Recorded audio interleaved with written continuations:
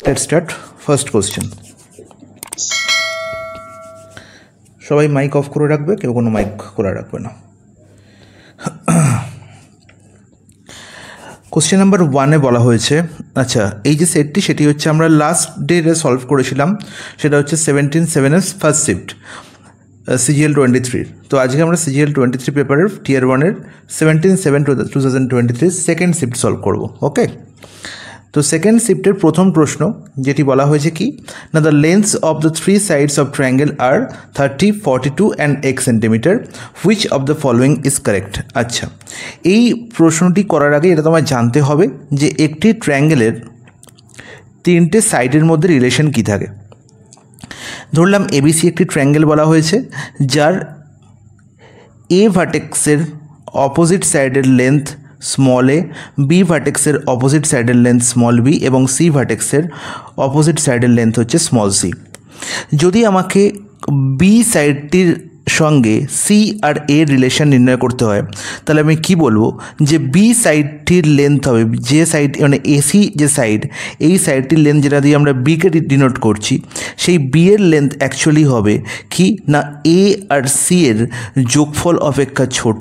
তাহলে এ আর সি এর যোগফল অপেক্ষা ছোট মানে be less than A plus C, এবং বি বড় হবে কার থেকে না এ আর সি এর ডিফারেন্স অপেক্ষা বৃহত্তম।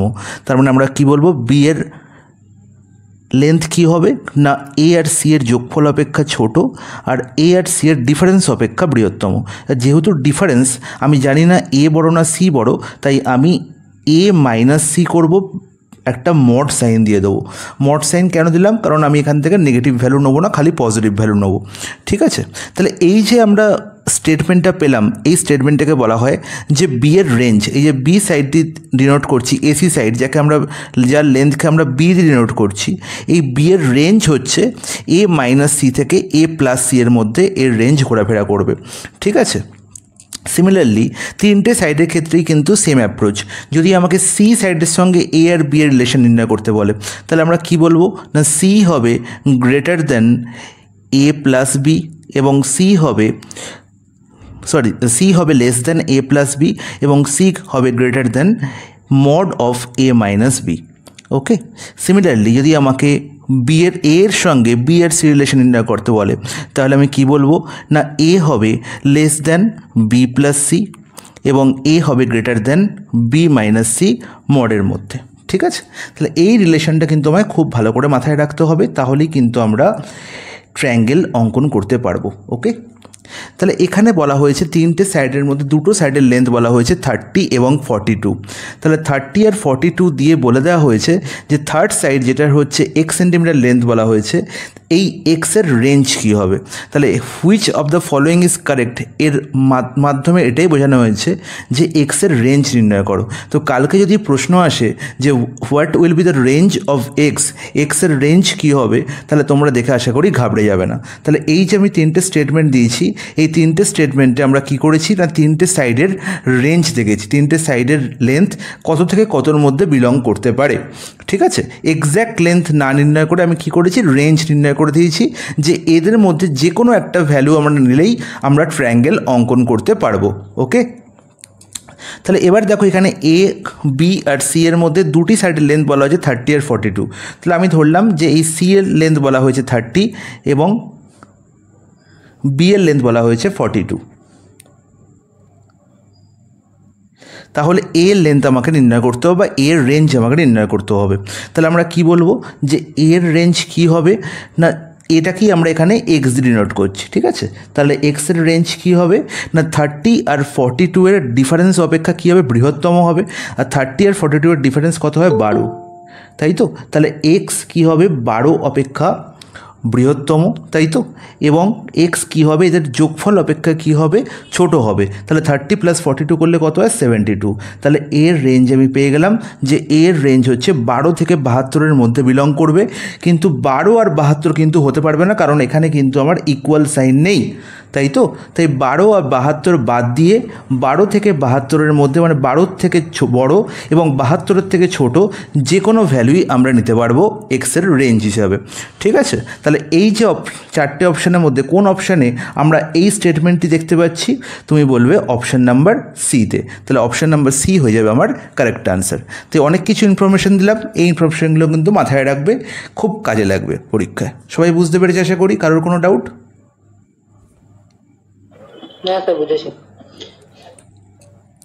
নেক্সট প্রশ্ন, the largest 5-digit number exactly divisible by 88। তাহলে এই চারটি অপশানের মধ্যে সবচেয়ে বড় 4 অঙ্কের সংখ্যা যেটি 88 দিয়ে বিভাজ্য সেটা নির্ণয় করতে হবে। আচ্ছা, এসব ভুলে যাবে যে এই লার্জেস্ট 5-digit নাম্বার, এসব কিন্তু মনে রাখার কোনো দরকার নেই। আমাকে বলেছে কি ডিভিসিবল বাই 88, তাহলে কোনো একটা সংখ্যা 88 দিয়ে বিভাজ্য মানে সে 8 দিয়েও বিভাজ্য, মানে সে 11 দিয়েও বিভাজ্য, তাই তো? তাহলে এই দুই সংখ্যার ডিভিসিবিলিটি আমি যদি চেক করি তাহলেই আমি আনসার নির্ণয় করতে পারবো খুব সহজে। দেখো 8-এর ডিভিসিবিলিটি রুল আমরা কি জানি? কোনো একটি সংখ্যার লাস্ট 3টে ডিজিট যদি 8 দিয়ে ভাগ যায় তাহলে পুরো সংখ্যাটি 8 দিয়ে ভাগ যাবে। আচ্ছা, 990 কি 8 দিয়ে পুরোপুরি ভাগ যায়? প্রথম অপশানে দেখতে পাচ্ছি লাস্ট 3টে ডিজিট কি 990। 990 কি 8 দিয়ে ডিভিসিবল? কোনোদিন সম্ভব নয়। তার মানে অপশান এ আমার এখান থেকে কি হয়ে গেল? অমিট হয়ে গেল। তাহলে অপশান এ আমার আনসার হতে পারে না। নেক্সট চলে আসি অপশান বিতে। অপশান বিতে দেখতে পাচ্ছি 984। আচ্ছা, 984, এই 984 সংখ্যাটি কি 8 দিয়ে ডিভিসিবল? তুমি বলবে হতে পারে দাদা, দেখি 8 × 8, হ্যাঁ 18, 8 × 2 = 16, 24। তার মানে এই সংখ্যাটি কিন্তু 8 দিয়ে ডিভিসিবল, তার মানে এই আনসার হতে পারে, এই আনসার হতে পারে। 978 দিকে 8 দিয়ে ডিভিসিবল না? 8 × 8 = 96, 18 যাচ্ছে না, তার মানে সি অপশানটিও কি আনসার হতে পারে না। সিমিলারলি দেখতে পাচ্ছি লাস্ট ডি অপশান 8 × 8 = 96, 8 × 8, তার মানে এও আনসার হতে পারে। তাহলে আমি অলরেডি দুটো অপশানকে কি করে দিয়েছি? অমিট করে দিয়েছি। পড়ে আছে দুটি অপশান, এই দুটি অপশানের মধ্যে আমি 11 ডিভিসিবিলিটি চেক করব, তাহলেই আমি বলতে পারবো যে কোনটি হবে সঠিক আনসার। তাহলে মনে কি রাখতে হবে যে 88 দিয়ে ডিভিসিবল মানে সে 8 দিয়েও ডিভিসিবল এবং 11 দিয়েও ডিভিসিবল। তাহলে এই দুটোর ডিভিসিবিলিটি আমায় চেক করতে হবে এবং দুটো দিয়ে ডিভিসিবল হতে হবে, এটা কিন্তু মাথায় রাখতে হবে। একটা দিয়ে ডিভিসিবল হয়ে গেল মানে সেটাই আনসার, দাগ দিয়ে চলে এলাম না কিন্তু। ওকে, এবার দেখি 11 ডিভিসিবিলিটি রুল আমরা জানি যে অড প্লেসের যে সংখ্যাগুলো বসে আছে, যে অঙ্কগুলো বসে আছে তাদের সাম, আর ইভেন প্লেসে যে অঙ্কগুলো বসে আছে তাদের সামের ডিফারেন্স যদি কি হয় না 0 অথবা মাল্টিপল অফ 11 হয় তাহলে পুরো সংখ্যাটি 11 দিয়ে ভাগ যাবে। তাহলে দেখি তাহলে বি আর ডি অপশানের মধ্যে কোনটি 11 দিয়ে বিভাজ্য? দেখতে পাচ্ছি বি অপশানে অড প্লেসে কারা কারা বসে আছে? 9, 9, 18, 18 × 4 = 22, আর 8 আর 9 কি দেখতে পাচ্ছি 17। তাহলে 22 - 17 করলে কত হয়? 5 হয়। তার মানে এটি কি আনসার হতে পারে? না, হচ্ছে না তো। তাহলে দেখি ডি অপশানে কি হচ্ছে? 9, 9, 18, 8 = 26, আর 9 × 6 কত? 15, আর 26 - 15 করলে কি হয়? 11। তার মানে সঠিক আনসার কোনটা হবে? ডি হবে আমার সঠিক আনসার। 99968 হচ্ছে 4 অঙ্কের সবচেয়ে বড় বৃহত্তম সংখ্যা যেটি 88 দিয়ে পুরোপুরি ভাগ যাবে। বোঝা গেছে প্রত্যেকের? কারোর কোনো ডাউট আছে?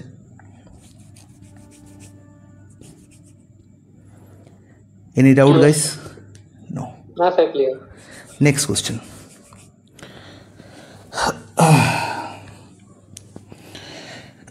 নেক্সট কোশ্চেনে বলা হয়েছে a + 1/a = 7 হলে a⁵ + 1/a⁵ ভ্যালু কী হবে? আর a⁵ + 1/a⁵ এর ডাইরেক্ট ফর্মুলা আমার মুখস্থ হয়ে গেছে। ফর্মুলা কি না 1/a + 1/a, তাই কি a + 1/a? না, a + 1/a তো আগে নয়, তাহলে আমি তো মনে নেই আমার। আমি কি বলেছিলাম কীভাবে মনে রাখতে? 3 × 2 - 1, তাই তো? 3 × 2 - 1 এটা মনে রাখতে। তো এর মানে কি? এর মানে হচ্ছে a³ + 1/a³ × a² + 1/a² minus a + 1/a। ঠিক আছে, এটা মনে রাখলেই এটা খুব সহজে মনে থাকবে।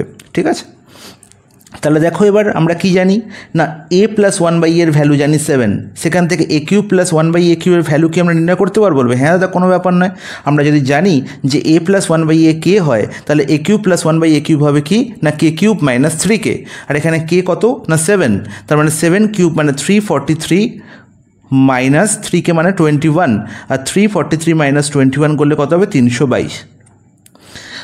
এ স্কোয়ার প্লাস 1/a স্কোয়ার, আমরা জানি a প্লাস 1/a যদি k হয় তাহলে a square plus 1/a square কী হবে, k স্কোয়ার মাইনাস 2, আর k স্কোয়ার মানে কত দেখতে পাচ্ছি এখানে, k স্কোয়ার মাইনাস কত, k স্কোয়ার মানে হচ্ছে 7 স্কোয়ার, 7 স্কোয়ার মানে হচ্ছে কত 49, 49 মাইনাস 2 হচ্ছে কত 47, তাহলে 322 into 47 minus a plus 1/a কত হবে -7, তাই তো -7, a প্লাস 1/a এর ভ্যালু তো এখানে দেওয়া আছে।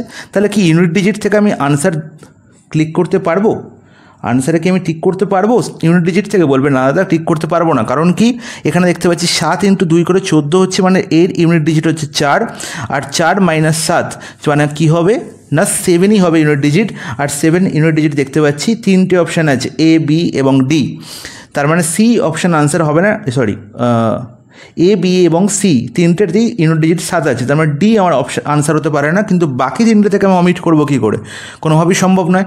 তাহলে আমায় কী করতে হবে না গুণ করতেই হবে, ঠিক আছে, there is no other way.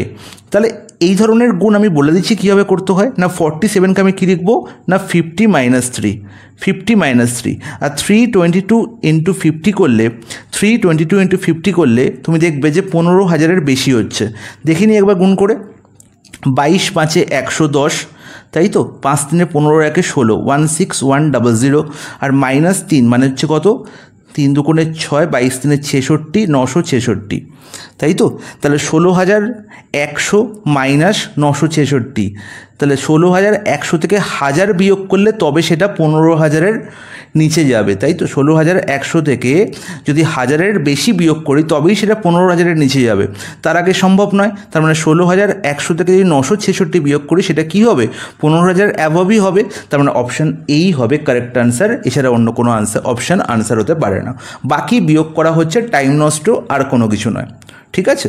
Calculation আমি এরমভাবেই করব যেখানে থেকে আমি একদম অনায়াসে বলতে পারবো যে এটাই হবে আনসার, এরপরে করে সঠিক আনসার বের করা মানে সময় নষ্ট আর কিছু নয়। Is it clear guys, any doubt?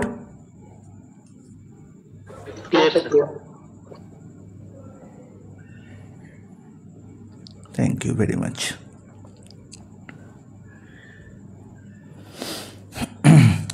Next প্রশ্ন, find the value of cos 47 degree sec 133 degree plus sine 44 degree into cosec 136 degree. আচ্ছা এখানে দেখো তোমরা এই লক্ষ্য করে দেখবে, তোমরা এই কস সেক সাইন কোসেক এসব ভুলে যাও, খালি 47 133 এদের দিকে লক্ষ্য দাও। দেখো 47 আর 133 যোগ করলে কি 180 হয়? 44 আর 136 যোগ করলে কি 180 হয়? বলবে হ্যাঁ। এবার তোমরা বলবে দাদা তো আপনি তো আমাদের লাস্ট দিন বা লাস্ট যেগুলো সেট ছিল সে কটাতে আপনি যোগ করে 90 ডিগ্রি মানে পূরক কোণের কনসেপ্ট বলেছিলেন, সম্পূরক কোণের কনসেপ্ট তো কিছু বলেননি, দুটো কোণের যোগফল যদি 180 তখন তাদের আমরা কী বলে থাকি, তখন তাদের আমরা বলে থাকি সম্পূরক কোণ, একে অপরের সম্পূরক কোণ, তাই তো। তাহলে সম্পূরক কোণের কনসেপ্ট আমি তোমাদের বলিনি, এর জন্য তোমাদের একটা জিনিস মাথায় রাখতে হবে, 90 ডিগ্রি যখনই আমরা সাম করি তার মানে সেখানে আমার প্লাস মাইনাসের কোনো ভয় থাকে না, কারণ কি 90 ডিগ্রি অবধি আমরা ফার্স্ট কোয়াড্র্যান্টে বিলং করি। তো হোয়াট ইজ ফার্স্ট কোয়াড্র্যান্ট? আচ্ছা অ্যাকচুয়ালি আমরা সার্কেলের মধ্যে 360 ডিগ্রিকে আমরা 4টে ভাগে ভাগ করে নিই, ঠিক আছে, আমরা কি করে নিই 4টে ভাগে ভাগ করে নিই। এই যে টোটাল রাউন্ড যদি আমরা একটা পয়েন্ট থেকে ঘুরি তাহলে এই টোটাল রাউন্ডটা কি, টোটাল রাউন্ড হচ্ছে একটা সার্কেল, এবং টোটাল অ্যাঙ্গেলটার ভ্যালু কত হবে 360 ডিগ্রি, তাই তো। তাহলে এই 360 ডিগ্রি দিয়ে সমান 4টে ভাগে ভাগ করি, এই সমান 4টি ভাগের প্রত্যেকটা ভাগে পড়ে 90 ডিগ্রি করে, এবং এই প্রত্যেকটা ভাগকে আমরা একটা কী করি একটা কোয়াড্র্যান্ট বলে থাকি। তাহলে যখন আমরা 0 ডিগ্রি থেকে ঘুরছি, ঘুরে ঘুরে ফার্স্ট 0 ডিগ্রি থেকে ঘুরে ঘুরে ফার্স্ট লাইনে এসে ধাক্কা খেলাম, তার মানে কি আমরা 90 ডিগ্রি ঘুরলাম, আর এই ফার্স্ট 90 ডিগ্রিকে আমরা বলে থাকি ফার্স্ট কোয়াড্র্যান্ট, আমরা কি বলে থাকি ফার্স্ট কোয়াড্র্যান্ট, এবং এরপরে 180 অবধি আমরা বলে থাকি সেকেন্ড কোয়াড্র্যান্ট, এরপরে 180 থেকে 270 অবধি বলে থাকি থার্ড কোয়াড্র্যান্ট, এবং 270 থেকে 360 অবধি বলে থাকি আমরা ফোর্থ কোয়াড্র্যান্ট। বোঝা গেল? এবার আমরা যেটা মাথায় রাখতে হবে যে অল সাইন ট্যান কস বলে একটি কনসেপ্ট আছে, যেটা আমরা বাচ্চাবেলায় পড়েছিলাম। অল সাইন ট্যান কস এর মানে হচ্ছে ফার্স্ট কোয়াড্র্যান্টে sine cos cosec tan cot সবার ভ্যালু হচ্ছে পজিটিভ, ওই জন্য আমরা একে শুধু অল বলে থাকি, অল মানে এখানে সবাই পজিটিভ, ঠিক আছে। তাই জন্য আমাদের সম্পূরক কোণের মানে যেখানে দুটো কোণের যোগফল 90 ডিগ্রি, সেখানে যখন ট্যান কস বা সাইন বা কোসেক নিয়ে আমরা আলোচনা করি সেখানে প্লাস মাইনাসের কোনো আলোচনা করি না, কারণ কারণ এখানে সব পজিটিভ, ঠিক আছে। এবার যখনই আমরা এই 90 ডিগ্রির ঘর থেকে বেরিয়ে যাব, 90 ডিগ্রির ঘর থেকে বেরিয়ে 180 ডিগ্রির ঘরে যাব, তখনই কিন্তু আমাদের গল্প শুরু হয়। তাহলে অলের পরে যে বসে থাকে সে হচ্ছে সাইন, মানে সেকেন্ড কোয়াড্র্যান্টে কেবলমাত্র সাইন পজিটিভ। আচ্ছা, এটাও মনে রাখবে যে সাইন যদি পজিটিভ হয় তাহলে অবভিয়াসলি কোসেকও কী হয়ে যাবে, পজিটিভই হবে, কারণ সাইনকে রিভার্স করলেই, সাইনের উল্টো করলেই আমরা কী পাই, cosec. Sine is equal to কি 1/কোসেক, বা কোসেক ইজ ইকুয়াল টু কি 1/সাইন। তাহলে সাইন এবং cosec both are positive in second quadrant. Similarly যখন আমরা থার্ড কোয়াড্র্যান্টে যাব, তখন আমরা কি দেখতে পাবো না, এখানে একমাত্র ট্যান পজিটিভ, এখানে একমাত্র ট্যান পজিটিভ। আর ট্যান যদি পজিটিভ হয় তাহলে কটও পজিটিভ হবে। আর যখনই আমরা ফোর্থ কোয়াড্র্যান্টে পৌঁছে যাব সেখানে শুধুমাত্র কস পজিটিভ হবে, আর কস যদি পজিটিভ হয় তাহলে অবভিয়াসলি সেকও পজিটিভ হবে, তাই তো। তাহলে এই হচ্ছে আমার পুরো কোয়াড্র্যান্টের পজিটিভ আর নেগেটিভের concept. All sine tan cos, যেটাকে আমরা বলতে পারি all sine cosec, tan cot এবং কোসেক সেক। আশা করি প্রত্যেকের ক্লিয়ার, কারোর কোনো ডাউট নেই। এই হচ্ছে ফার্স্ট কনসেপ্ট, যেটা আমার মাথায় রাখতে হবে এই ধরনের প্রশ্ন সলভ করতে গেলে, যেখানে দুটো কোণের সাম হচ্ছে 180 ডিগ্রি। ওকে, এবার আর একটা গল্প বলি, যে যখন আমরা দেখব যে দুটো কোণের যোগফল 180, তখন আমাদের যেটা মাথায় রাখতে হবে সেটি হচ্ছে যে সাইন 180 মাইনাস থিটা। তাহলে আমরা এতক্ষণ দেখেছি যে sine 90 minus theta is equal to কী হয়, কস থিটা, তাই তো। Sine 90 minus theta is equal to কী হয়, কস থিটা। কিন্তু যখন সাইন 180 মাইনাস থিটা হবে তখন সেটা কী হবে, সাইন থিটাই হবে, সাইন থিটাই হবে, ঠিক আছে। কেন সাইন থিটা হলো, কারণ 180 মাইনাস থিটা এটা হচ্ছে সেকেন্ড কোয়াড্র্যান্টে আছে। 180 মাইনাস থিটা কি কোন কোয়াড্র্যান্টে আছে, সেকেন্ড কোয়াড্র্যান্টে আছে, এবং সেখানে সাইন এবং কোসেক বোথ আর পজিটিভ, সেখানে বোথ আর পজিটিভ। তাই জন্য সাইন 180 মাইনাস থিটা অলওয়েজ কী হবে, সাইন থিটাই হবে। সিমিলারলি আমি বলেছি যে সাইন কোসেক এটা কি ভাই ভাই, যদি sine 180 minus theta sine theta হয় তাহলে কোসেক 180 ডিগ্রি মাইনাস থিটাও কী হবে, কোসেক থিটাই হবে। এটাও মাথায় রাখতে হবে, ঠিক আছে। এটা হচ্ছে আমার ফার্স্ট কেস। সেকেন্ড ওয়ান, যদি আমি বলি যে কস 180 মাইনাস থিটা, এই কস 180 ডিগ্রি মাইনাস থিটা হয় মাইনাস কস থিটা, মাথায় রাখবো। আর যেহেতু কসের ভ্যালু নিচ্ছি 180 minus theta minus cos theta, similarly সেকও আমার কী হয়ে যাবে, 180 মাইনাস থিটা হবে কি না মাইনাস সেক থিটা। কারণ কি, কারণ 180 মাইনাস থিটা হচ্ছে সেকেন্ড কোয়াড্র্যান্টে আছে, আর সেকেন্ড কোয়াড্র্যান্টে সাইন বাদ দিয়ে বাকি সবাই নেগেটিভ, সেকেন্ড কোয়াড্র্যান্টে সাইন বাদ দিয়ে বাকি সবাই নেগেটিভ। কারণ আমি বলেইছি যেখানে সাইন আর কোসেক বাদ দিয়ে বাকি সবাইকার কোনো অস্তিত্ব নেই এখানে, তাই সাইন এবং কোসেক বাদ দিয়ে বাকি সবাই হচ্ছে এখানে কি হবে, নেগেটিভ হবে। আশা করি প্রত্যেকে বুঝতে পেরেছো, কারোর কোনো ডাউট নেই।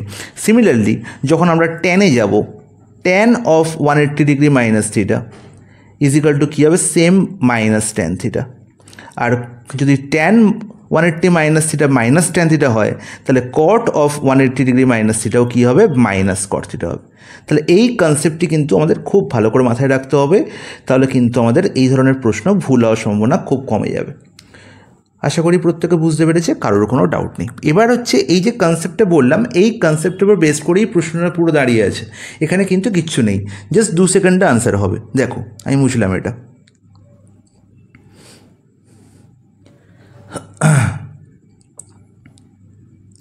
তাহলে দেখো কোসেক 47 ডিগ্রি বলা হয়েছে এবং সেক 133 ডিগ্রি বলা হয়েছে।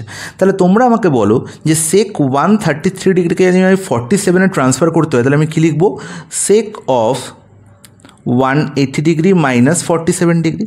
বলো, বলতে পারবো? বলবে হ্যাঁ দা বলতে পারবো, কারণ 133 ডিগ্রিকে আমি লিখেছি কি না 180 মাইনাস 47, 133 ডিগ্রিকে আমি কি লিখেছি 180 মাইনাস 47। আর আমি একটু আগেই দেখেছি যে sec of 180 minus theta is equal to কী হয়, sec of 180 minus theta is equal to কী হয়, মাইনাস সেক থিটা, তার মানে মাইনাস সেক 47 ডিগ্রি। আর কস 47 ডিগ্রি আর সেক 47 ডিগ্রি তো দুজনের ভাই ভাই, তার মানে এক্স ইন্টু 1/x কনসেপ্ট, তার মানে এটা কী হলো, কেটে কী দিল, -1 দিল, -1 দিল। সিমিলারলি 44 আর 136 এরাও কি 180 ডিগ্রি। তাহলে আমরা এখন বলতে পারি যে cosec 136 degree is equal to কি না কোসেক, এটাকেও মুছে দিলাম, এটাকে আমরা কি লিখতে পারি না সাইন 44 ডিগ্রি থাক, কোসেক 136 ডিগ্রি আমরা কি লিখতে পারি না sine of 44 degree, sorry sine বলছি, কোসেক 136কে আমরা কি লিখতে বলবো না কোসেক 44 ডিগ্রি, হ্যাঁ কি না, তাই তো? কোসেক 136 ডিগ্রি আমরা কি লিখবো কোসেক 44 ডিগ্রি। কারণ কি এর কারণ কি আমি একটু আগেই বলেছি যে কোসেক 136 ডিগ্রি আমরা কি লিখতে পারি না কোসেক 180 ডিগ্রি মাইনাস 44 ডিগ্রি।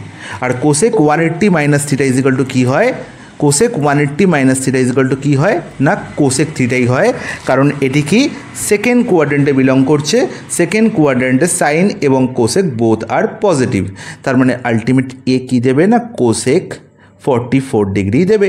আর কোসেক 40 ডিগ্রি আর সাইন 44 ডিগ্রি তো ভাই, তার মানে এক্স ইন্টু 1/x কনসেপ্ট, তার মানে এখান থেকে আমরা কী পাবো না +1ই পাবো, আর +1 -1 ক্যান্সেল আউট হয়ে পড়ে থাকবে কি 0, অপশন সি হয়ে যাবে কারেক্ট আনসার। প্রত্যেকে বুঝতে পেরেছে, কারোর কোনো ডাউট? হ্যাঁ স্যার, ক্লিয়ার।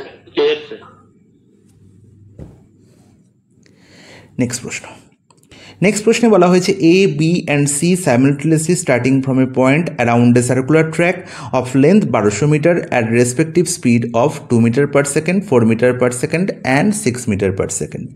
তাহলে সার্কুলার ট্র্যাকের কনসেপ্ট আমি তোমাদের খুব ভালো করে বুঝিয়েছি এবং তোমরা আশা করি সার্কুলার ট্র্যাক সম্বন্ধে পুরোপুরিভাবে অবগত হয়েছো।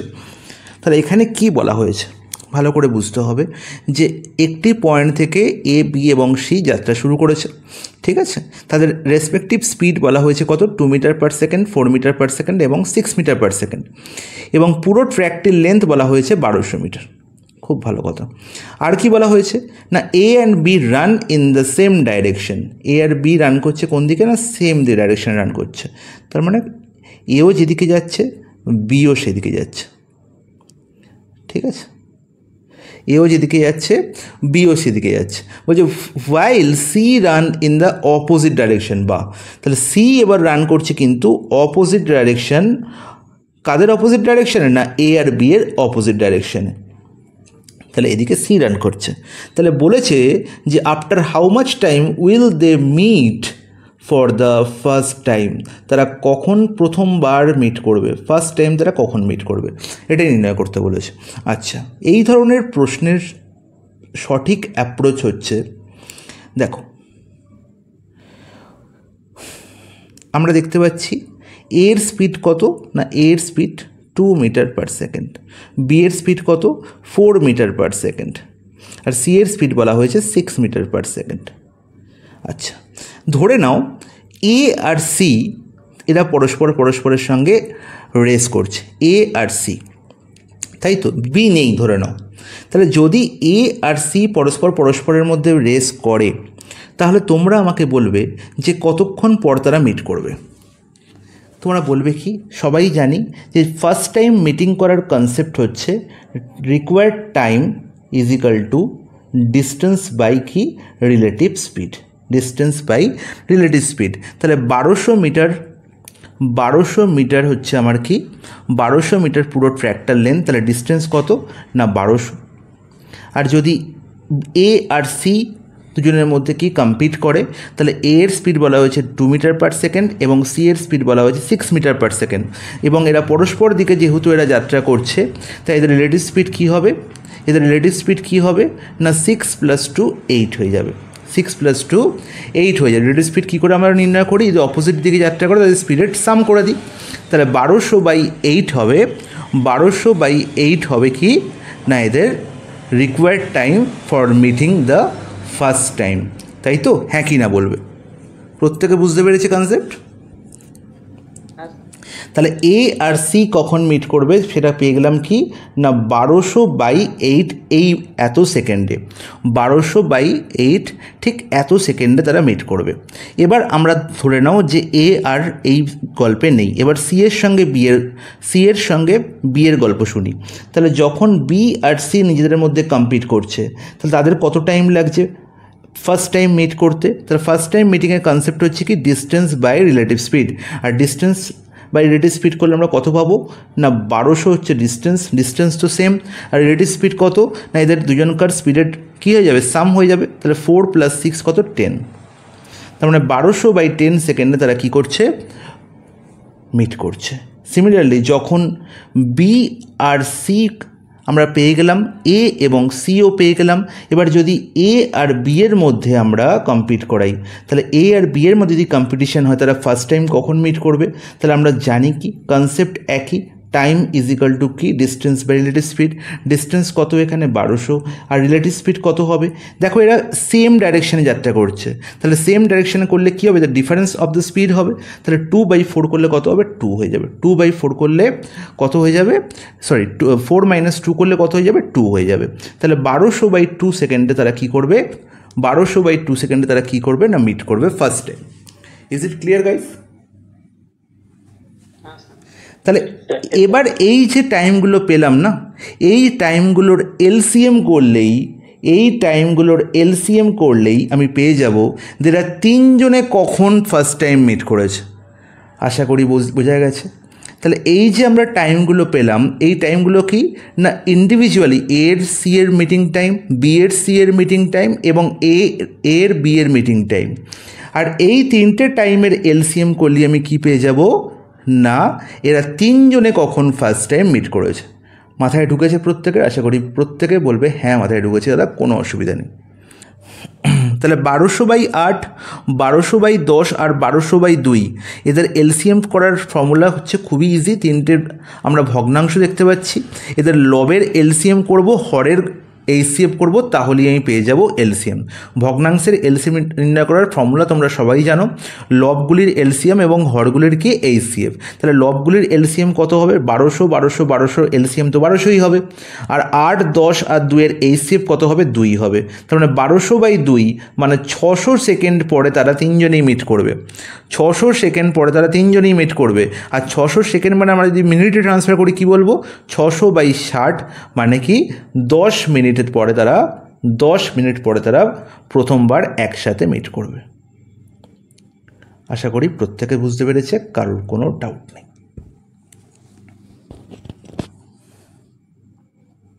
Guys is it clear? Next question. A sum of money invested at a certain rate of simple interest per annum amounts to 14,522 in 7 years and to 18,906 in 11 years. তাহলে কি বলা হয়েছে না 7 বছর পরে আমার অ্যামাউন্ট বলা হয়েছে, কত বলা হয়েছে না 14,522। এটি কি 7 বছর পরে অ্যামাউন্ট, আর 11 বছর পরের অ্যামাউন্ট বলা হয়েছে কত না 18,906, 18,906, তাই তো 18,906। আর এই যে দুই টাইমের ডিফারেন্স, এই ডিফারেন্স কত না 4 ইয়ার্স।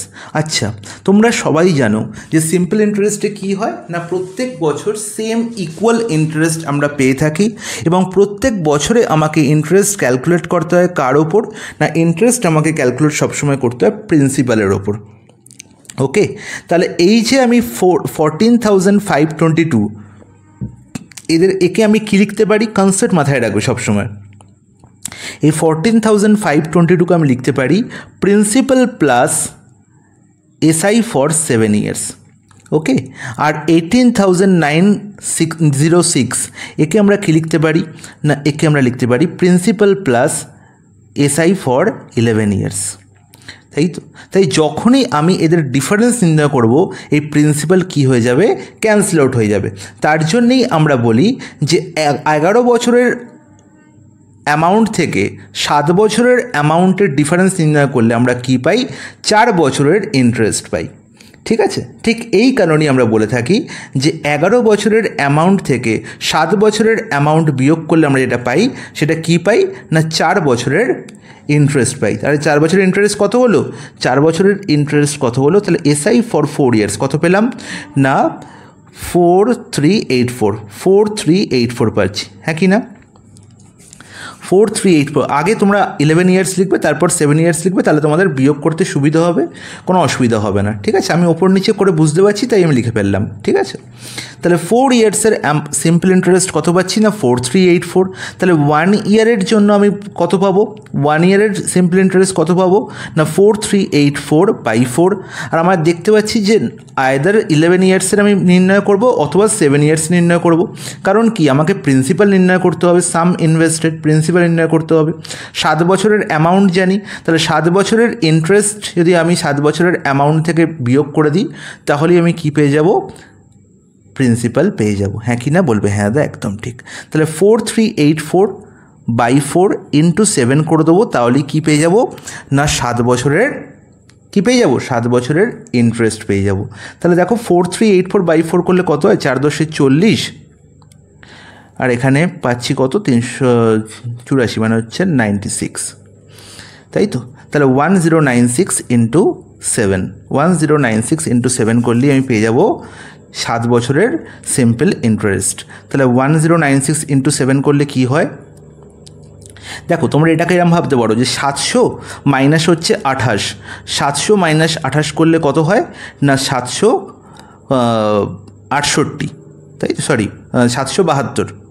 তার মানে এখানে দেখতে পাচ্ছি 72 তো পাচ্ছি, আর এখানে তোমার 76, হ্যাঁ কি না। তাহলে 96কে তোমরা এখানে এরকমভাবে যে গুণ করো, যে 7 যদি গুণ করতে পারো কোনো ব্যাপার নয়, 742 2004, 7 9 63 67, 7 7, নর্মাল গুণ করাই বেটার। তাহলে 7672 আমি পেয়ে গেলাম কি 7 বছরের ইন্টারেস্ট। আমার নির্ণয় করতে হবে কি প্রিন্সিপাল। তাহলে প্রিন্সিপাল কত হবে বাবা না 14522 মাইনাস 7672, ব্যাস এদের ডিফারেন্সই হবে আমার কি না প্রিন্সিপাল। তাহলে দেখতে পাচ্ছি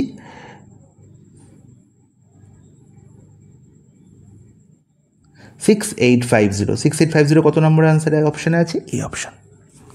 তাহলে অপশান এ হয়ে যাবে কারেক্ট আনসার। বোঝা গেল প্রত্যেক। তাহলে এই ধরনের প্রশ্নে আমার কি আছে না ক্যালকুলেশন একটু আছে, বাকি আর কিছু নেই। Okay guys, can I move? Next প্রশ্ন, if the side of an equilateral triangle is increased by 34%, then by what percentage will the area increase? আচ্ছা, সবার মাথায় একটা প্রশ্ন খুবই আসে যে এখানে কেন সাকসেসিভ করা হয়, এখানে কেন সাকসেসিভ করা হয়। ঠিক আছে, প্রত্যেকটা স্যার বা প্রত্যেকটা ইউটিউব চ্যানেলেই তোমার দেখো যখনই এই ধরনের প্রশ্ন থাকে তোমরা ডাইরেক্ট সাকসেসিভ করতে বলে, কিন্তু কেন করতে বলে তার কারণ হচ্ছে ইকুইল্যাটারাল ট্রায়াঙ্গেলের এরিয়া ফর্মুলা কি না √3/4 a²। তার a² মানে আমরা কি জানি না সাইড ইন্টু সাইড, তাই তো। তাহলে প্রত্যেকটা সাইড এখানে বলা হয়েছে 34% ইনক্রিজ করেছে। তাহলে দুটি সাইড যদি 34% করে ইনক্রিজ করে, বা দুটি ভ্যালু যদি দুবার 34% ইনক্রিজ করে, তার সাকসেসিভ ভ্যালু আমরা নির্ণয় করলে তাহলে আমি কি ফাইনাল ইনক্রিজ পেয়ে যাই। এবং সেটাই কারণ যে যখনই বলা থাকবে যে ইকুইল্যাটারাল ট্রায়াঙ্গেলের সাইড 34% ইনক্রিজ করলে তার এরিয়া কত ইনক্রিজ করবে, তাই জন্যই আমার কি করা হয় না এর সাকসেসিভ নির্ণয় করা হয়। কি করা হয়? সাকসেসিভ নির্ণয় করা হয়। Is it clear guys? তা 34 এবং 34-এর সাকসেসিভ আমরা কী করে নির্ণয় করব? আমরা সবাই জানি যে a% এবং a% ইনক্রিজের নেট পার্সেন্টেজ ভ্যালু কী হয়। a% ইনক্রিজ এবং a% ইনক্রিজের নেট পার্সেন্টেজ এফেক্ট কী হয় আমরা কি জানি না, একে যদি আমরা সাকসেসিভ করে নেট পার্সেন্টেজ নির্ণয় করি তাহলে কী পাবো না 2a + a²/100, 2a + a²/100। আর এখানে a এর ভ্যালু কত না 34, তাহলে 2 এর ভ্যালু কত হবে 68, আর 68 + a²/100 আর 34-এর হোল স্কোয়ার করলে কত পাবো? 34-এর হোল স্কোয়ার করলে কত পাবো? 34-এর হোল স্কোয়ার করলে 1156, তার মানে 11.56। তাহলে 68 হবে। তাহলে 68 + 11.56 করলে আমরা পাবো 79.56। অপশান বি হবে কারেক্ট আনসার। সবাই কিন্তু 35 অবধি স্কোয়ার মুখস্থ রাখবে, তাহলে এই ধরনের প্রশ্ন সলভ করতে খুবই সহজ হয়ে যাবে। বোঝা গেছে প্রত্যেকের? ঠিক আছে, তাহলে এই যে এতগুলো গল্প বললাম, এই গল্পটা বললাম জাস্ট তোমাদের বোঝানোর জন্য যে আলটিমেট কেন আমরা সাকসেসিভ করি। তার এই যে বুঝে যাও তাহলে আর মনে কোনো প্রশ্ন থাকবে না, তোমরা ডাইরেক্ট পরীক্ষায় গিয়ে আনসার করতে পারবে। ঠিক আছে, নেক্সট প্রশ্ন, ফাইন্ড দ্য সাম অফ 3 + 3² + 3³ + ... 3⁴ আচ্ছা, এই যে সিরিজটা বলা হয়েছে, এই সিরিজটা দেখে কি বোঝা যাচ্ছে, এটা কী ধরনের সিরিজ? তোমরা বলবে দাদা এটা হচ্ছে জিপি সিরিজ বা গুণোত্তর প্রগতি সিরিজ, তাই তো, জিওমেট্রিক প্রোগ্রেশন। তাহলে জিপি সিরিজের সামেশন নির্ণয় করার ফর্মুলা তোমায় জানতে হবে। জিপি সিরিজের সামেশন নির্ণয় করার ফর্মুলা কি, কে বলতে পারবে আমাকে? জিপি সিরিজের সামেশন নির্ণয় করার ফর্মুলা হচ্ছে না, Sn = a × r⁻n−1/r−1। ঠিক আছে, Sn = a × r⁻n−1/r−1, যেখানে n হচ্ছে নাম্বার অফ টার্ম, a হচ্ছে আমার ফার্স্ট টার্ম কি আছে, এবং r হচ্ছে আমার common ratio. What is common ratio? প্রত্যেকটা জিনিসের মানে জানতে হবে। What is common ratio? এখানে দেখতে পাচ্ছি ফার্স্ট টার্ম হচ্ছে কি 3, কমন রেশিও মানে হচ্ছে second term by first term, okay, অথবা third term by second term, অথবা fourth term by third term. তার মানে আমরা বলতে পারি n-তম টার্ম বাই n-1তম টার্ম। ঠিক আছে, তার মানে কি 3² 3 করলে কত পাবো না 3:1, তাই তো, বা 3। তার মানে এখানে কমন রেশিও কত না 3, এবং ফার্স্ট টার্ম কত বলা আছে সেটাও 3 বলা আছে। ঠিক আছে, আর এনের ভ্যালু কি? এনের ভ্যালু হচ্ছে এখানে 8, এনের ভ্যালু এখানে 8 দেখতে পাচ্ছি, কারণ 3-এর মাথায় কি দেখতে পাচ্ছি? লাস্ট সংখ্যা 3⁸। তাহলে লাস্ট সংখ্যার মাথায় যে বসে আছে ততগুলোই কিন্তু আমার টার্ম আছে। ওকে, বোঝা গেছে প্রত্যেকের? বলবে হ্যাঁ দাদা বোঝা গেছে। তাহলে নাম্বার অফ টার্ম পেয়ে গেছি 8, এ পেয়ে গেছি 3, আর পেয়ে গেছি 3, তাহলে বাকি তার কোনো অসুবিধা নেই। তাহলে a × r⁻n−1/r−1, এটি হচ্ছে আমার সামেশনের ফর্মুলা। তার মানে a এর ভ্যালু কত লিখে দাও 3, r⁻n−1 মানে 3⁻1/3−1, তাই তো। এবার দেখো তুমি কি করবে, যেটা বলবো চুপচাপ শুনবে। 3-1 কত? 2 লিখে দাও। তাহলে 3 × 3⁻8−1কে আমরা কি লিখতে পারি? 3⁻8−1কে আমরা লিখতে পারি 3⁴ -1², a² - b² আকারে লিখে দাও। তাহলে আমরা কি লিখবো? 3⁴ + 1 আর 3⁴ - 1 ইজ নট ইট? বলবে হ্যাঁ দাদা তাই তো, বাই 2। আচ্ছা, 3⁴ মানে কত? 3⁴ মানে হচ্ছে 81, আর 81 + 1 মানে 82, আর 82কে 2 দিয়ে ভাগ করলে কত পাবো? 82কে 2 দিয়ে ভাগ করলে পাবো 41। বোঝা গেল? তাহলে 3 × 41, আর 3⁴ - 1 করলে কত পাবো? 3⁴ - 1 করলে পাবো কত? 80। 81 - 1 দ্যাট ইজ 80। তার মানে এবার কি আমি গুণ করবো? না, গুণ করার কোনো দরকার নেই। প্রত্যেকের ক্লিয়ার? এতদূর অবধি প্রত্যেকের ক্লিয়ার? কারোর কোনো ডাউট আছে? কি গাইস? এবার তাহলে দেখতে পাচ্ছি এই পুরো সংখ্যাটি 3 দিয়ে পুরোপুরি ভাগ যায়, ঠিক আছে, 10 দিয়ে পুরোপুরি ভাগ যায়, এবং 5 দিয়েও পুরোপুরি ভাগ যায়, এবং 8 দিয়েও পুরোপুরি ভাগ যায়। তাহলে আমি এখানে ডিভিসিবিলিটি চেক করব 3 এবং 8-এর, বাকি আর কিচ্ছু করব না। 3-এর ডিভিসিবিলিটি চেক করতে সবাই জানে যে এই সংখ্যাগুলোর সাম যদি 3 দিয়ে ভাগ যায় তাহলে পুরো সংখ্যাটিও 3 দিয়ে অবশ্যই ভাগ যাবে। তাহলে দেখতে পাচ্ছি প্রথম সংখ্যাটি কী হচ্ছে? 6 × 6 = 12, 5 17 × 18, এ 3 দিয়ে ভাগ যায়, তার মানে এই আনসার হতে পারে। ঠিক আছে, কিন্তু এ কি 8 দিয়ে ভাগ যায়? 561 কখনো 8 দিয়ে ভাগ যেতে পারে না, তার মানে এই আনসার কোনোদিন হতে পারে না। ঠিক আছে, নেক্সট অপশানে কি 6560, 6 × 6 = 12, 5 17, 3 দিয়ে ভাগ যায় না, কেটে উড়ে চলে গেল। 9840, তাহলে দেখো 58 17 ছেড়ে 21, 3 দিয়ে ভাগ যায়, 8 দিয়েও ভাগ যায়, 8 দিয়ে ভাগ যায় তো, 8 × 8 = 40, তার মানে 8 দিয়ে, তার মানে এ আনসার হতে পারে এখনও অবধি। 3280, 8 আর 3 আর 2 5 আর 8 13, তার মানে এ আনসার হতে পারে না, তার মানে অপশান সি হয়ে যাবে আমার কারেক্ট আনসার। ব্যাস, বলো, গুণ করতেও হবে না, কিচ্ছু করতে হবে না।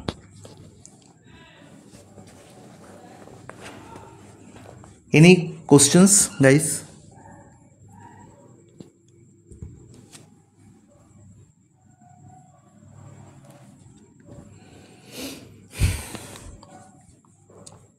Any question?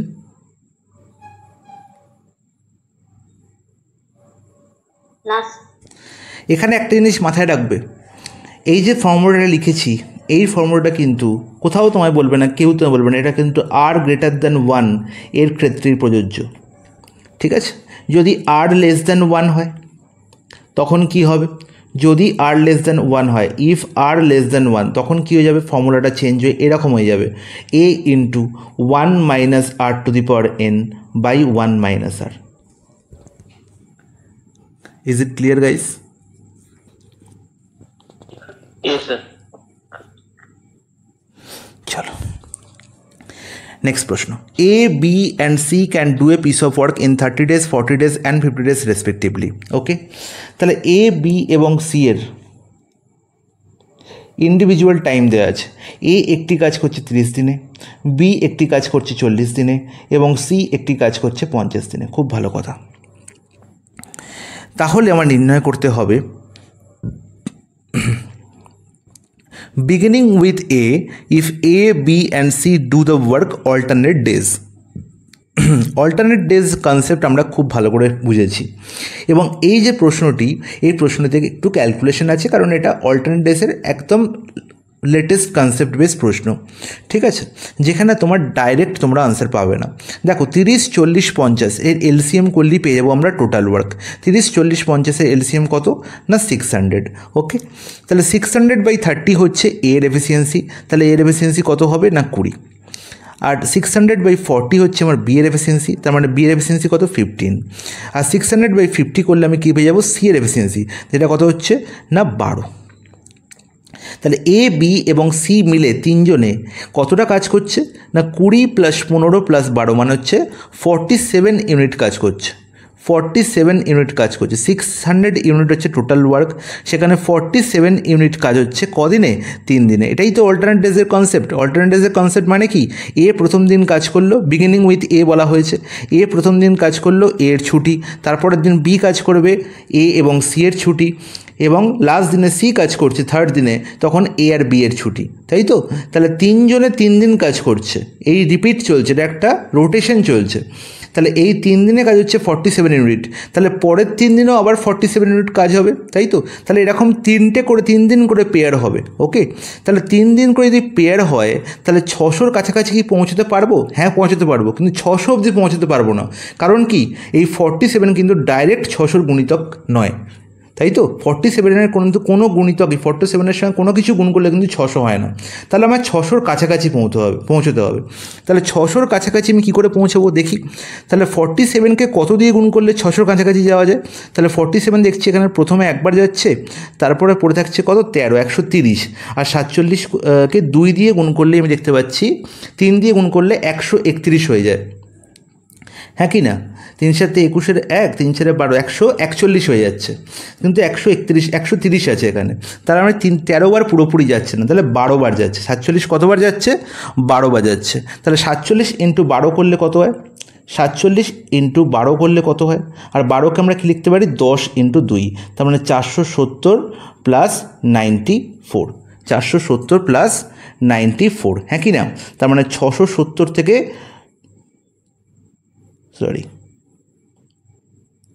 তার মানে 470 + 100 570, তার থেকে 6 বিয়োগ, তার মানে 500 কত 64। বলো, এনি ডাউট গাইস? এই অবধি কোনো ডাউট আছে কারোর? তাহলে 564 ইউনিট কাজ হচ্ছে যদি আমরা 47কে কী করি না 47-এর গুণিতক নির্ণয় করি। যে 564 ইউনিট আমার কাজ থাকতো এখানে, তাহলে আমি বলতাম যে 564 ইউনিট কাজ কত দিনে হচ্ছে না 564 ইউনিট কাজ হচ্ছে 3 × 12 দিনে, তাই তো? এরকম 12টা পেয়ার পেয়ে গেছি আমি, যেখানে টোটাল 47 ইউনিট করে 3 দিনে কাজ হচ্ছে। ওকে, তার মানে 12 × 3 = 36 দিন আমার কাজ হয়ে গেছে। এরপরে যখন 37 ডেতে আসবো, 37 ডেতে কে কাজ করবে?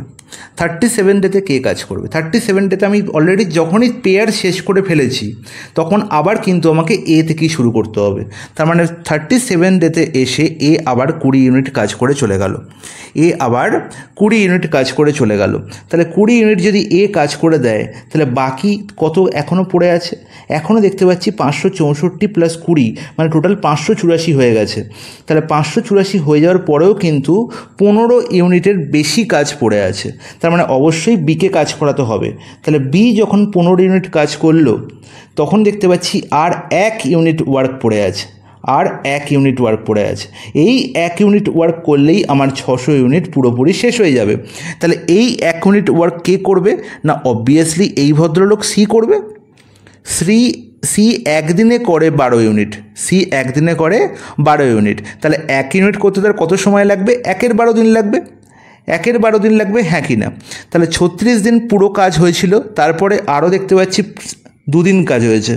37তম দিনে কে কাজ করেছে? না এ। 38তম দিনে কে কাজ করেছে? বি। এবং 39তম দিনে এসে পুরো কাজ করতে হয়নি সিকে, সি শুধু 1-এর 12 দিন কাজ করেছে। তার মানে কি? তার মানে আবার আনসার কত হলো? না 38 পূর্ণ 1-এর 12 দিন আমার পুরোপুরি কাজ হয়েছে। অপশান এ হয়ে যাবে কারেক্ট আনসার। বোঝা গেল? Any doubt?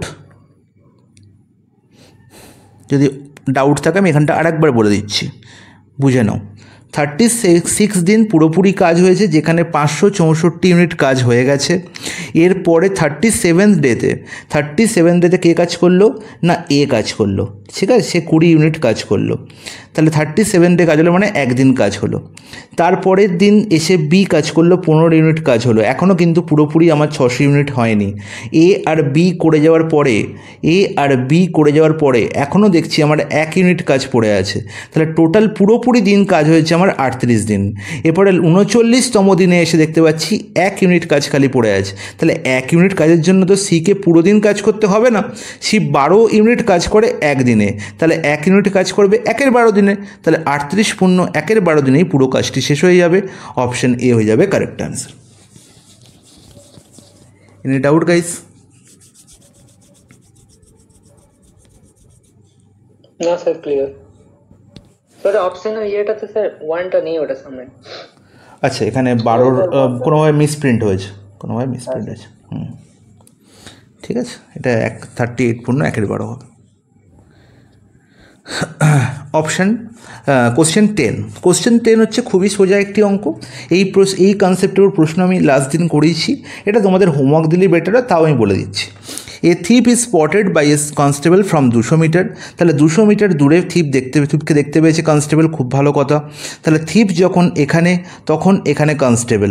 ওকে, কনস্টেবলের স্পিড অবভিয়াসলি থিপের থেকে বেশি হতে হবে, স্বাভাবিক ধারণা। তবেই কিন্তু আমি কনস্টেবল ধরতে পারবো থিপকে, নাহলে কিন্তু জীবনে ধরতে পারবো না, যেটা বাস্তবে হয়ে থাকে। বলেছে কনস্টেবলের স্পিড হচ্ছে 8 কিমি পার আওয়ার, খুব ভালো কথা। আর থিপের স্পিড হচ্ছে 6 কিমি পার আওয়ার। তাহলে বলেছে যতক্ষণে কনস্টেবল ধরে ফেলবে থিপকে ততক্ষণে থিপ কতটা রাস্তা এগোবে, তাই তো? তাহলে আগে আমি কতক্ষণে ধরবে সেটা নির্ণয় করি। তাহলে required time to catch the thief. তাহলে রিকোয়ার্ড টাইম আমার নির্ণয় করার ফর্মুলা কি? না distance, initial distance, obviously initial distance by relative speed. আর রিলেটিভ স্পিডের কনসেপ্ট তোমাদের আমি পরিষ্কার করে দিয়েছি যে যখন এরা একে অপরকে কী করছে, ধাওয়া করছে, তখন কি হচ্ছে না প্রত্যেক ঘন্টায় এদের মধ্যে 2 কিলোমিটার করে ডিস্টেন্স কমছে। আর এই প্রত্যেক ঘন্টায় যেটা কমে সেটাই হচ্ছে রিলেটিভ স্পিড। ওকে, তাহলে রিলেটিভ স্পিড এখানে কত? না 8 - 6 দ্যাট ইজ 2। আর ডিস্টেন্স কত? না 200 মিটার। তাহলে মিটার আর কিলোমিটার পার আওয়ারের মধ্যে কখনো তো বন্ধুত্ব হতে পারে না, তাহলে আমাকে মিটার পার সেকেন্ডে ট্রান্সফার করতে হবে। রিলেটিভ স্পিড কত পেলাম? 2 কিমি পার আওয়ার। আর একে যদি আমরা মিটার পার সেকেন্ডে ট্রান্সফার করি তাহলে কী করবো? না 5-এর 18 দিয়ে গুণ করবো। তাহলে নিচে 5 উপরে 18। তাহলে এই হচ্ছে আমার রিকোয়ার্ড টাইম। এটা কিন্তু কাটাকুটি করে সময় নষ্ট করবে না, এটাই হচ্ছে আমার রিকোয়ার্ড টাইম, যে সময় কনস্টেবল থিপকে ধরে ফেলবে। তাহলে এই যে সময়টা কেউ তো থেমেছিল না, কেউ কোথাও চা খাচ্ছিল না, সবাই কিন্তু ছুটছে, কনস্টেবলও ছুটছে, থিপও ছুটছে। তাহলে এই সময় থিপ কতটা ডিস্টেন্স কভার করতে পেরেছে সেটাই আমার নির্ণয় করতে হবে। তাহলে এই সময় থিপ তার নিজস্ব নিজস্ব স্পিডেই দৌড়াবে। থিপের স্পিড কত বলা ছিল 6 কিমি/আওয়ার, তার মানে ইন্টু 6 করে দেবো। তার আমরা সবাই জানি যে টাইম ইন্টু স্পিড করলে আমি কী পাই, ডিস্টেন্স পাই। আর টাইম এখানে বেরিয়ে গিয়েছিলো, তার সঙ্গে স্পিড গুণ করে দেবো, তাহলে ডিস্টেন্স পেয়ে যাব যে কতটা থিপ এগোতে পেরেছিল, কতটা থিপ আর দৌড়তে পেরেছিল। বেশ, গল্প শেষ, আর কিচ্ছু নেই অঙ্কের মধ্যে। তাহলে দেখো 5 এখানে 2 10, তাহলে এখানে একটা শূন্য কেটে উড়ে চলে গেল, পড়ে রইল 20, তাই তো 20 পড়ে রইল। কোথাও একটা কিছু গণ্ডগোল, 5 × 18, আচ্ছা 6 কিমি/আওয়ার আছে, তাহলে 6 কিলোমিটার/আওয়ার আছে। এখানে আমার কিলোমিটার/আওয়ারকে মিটার/সেকেন্ডে করতে হবে, তাই তো। তাহলে কিলোমিটার/আওয়ারকে যে মিটার/সেকেন্ডে করতে হবে 5 × 18 দিয়ে গুণ করতে হবে। তাহলে দেখো আলটিমেট ব্যাপারটা কী হলো বলো তো, একে কিলোমিটার/আওয়ার থেকে মিটার/সেকেন্ডে করতে হলে 5 × 18 দিয়ে গুণ করবো, আর সেই 5 × 18 আর এই 18 × 5 কী হবে, ক্যান্সেল আউট হয়ে যাবে। তার মানে এদের আলটিমেট কোনো গুরুত্বই নেই, তার মানে 600 হয়ে যাবে আমার কারেক্ট আনসার।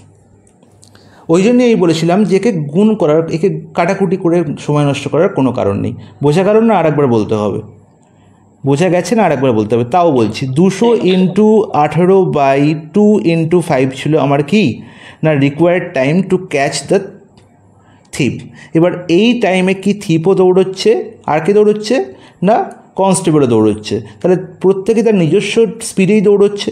তাহলে এই যে টাইমটা পেলাম, সেই টাইমের সঙ্গে তাদের ইন্ডিভিজুয়াল স্পিড গুণ করলেই পেয়ে যাবো কতটা ডিস্টেন্স তারা কভার করতে পেরেছে আলটিমেট।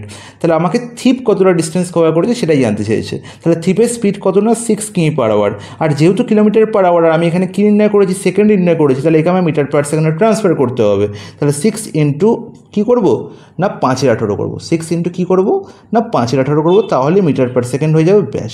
আর এই 5 × 18 আর এই 18 × 5 ক্যান্সেল আউট হয়ে কী হয়ে গেল 1। তাহলে আলটিমেট এর কোনো গুরুত্বই নেই। তাহলে 100 × 6 600 মিটার ডিস্টেন্স থিপ কভার করতে পেরেছিল যতক্ষণে তাকে ধরে ফেলা হয়েছিল। বলো কেমন লাগছে? Next question. In the bag containing red, green and blue pens, the ratio of red, blue and green pens in the given order was 7:4:9. খুব ভালো কথা। ব্যাগের মধ্যে কী রঙের কি আছে, পেন আছে। কী রঙের পেন আছে না রেড আছে, গ্রিন আছে, ব্লু আছে। খুব ভালো কথা। কী রেশিও আছে 7:4:9. If the total number of the pen in the bag is 320, total number of pen. তাহলে দেখতে পাচ্ছি আগে রেশিওর টার্মগুলোকে আমরা যোগ করে দিই। 7 আর 4 কত, 7 আর 4 11, 11 আর 9 কত, 11 আর 9 হচ্ছে 20। তাহলে টোটাল যদি 20 ইউনিট থাকে, তার মধ্যে 7টা থাকে রেড, 4টে থাকে গ্রিন, 9টা থাকে হচ্ছে ব্লু। তাহলে নির্ণয় করতে বলেছে how many of them were red. যদি টোটাল নাম্বার অফ পেন 320 হয়, তাহলে 20রই ভ্যালু বলা হয়েছে 320। তাহলে 20-র ভ্যালু 320 মানে 16 গুণ বলা হয়েছে। কত গুণ? 16 গুণ। তাহলে নির্ণয় করতে হবে রেডের ভ্যালু, তার মানে 7 × 16 মানে নির্ণয় করতে হবে। আর 7 × 16 করলে বাচ্চারাও জানে 112 হয় আনসার।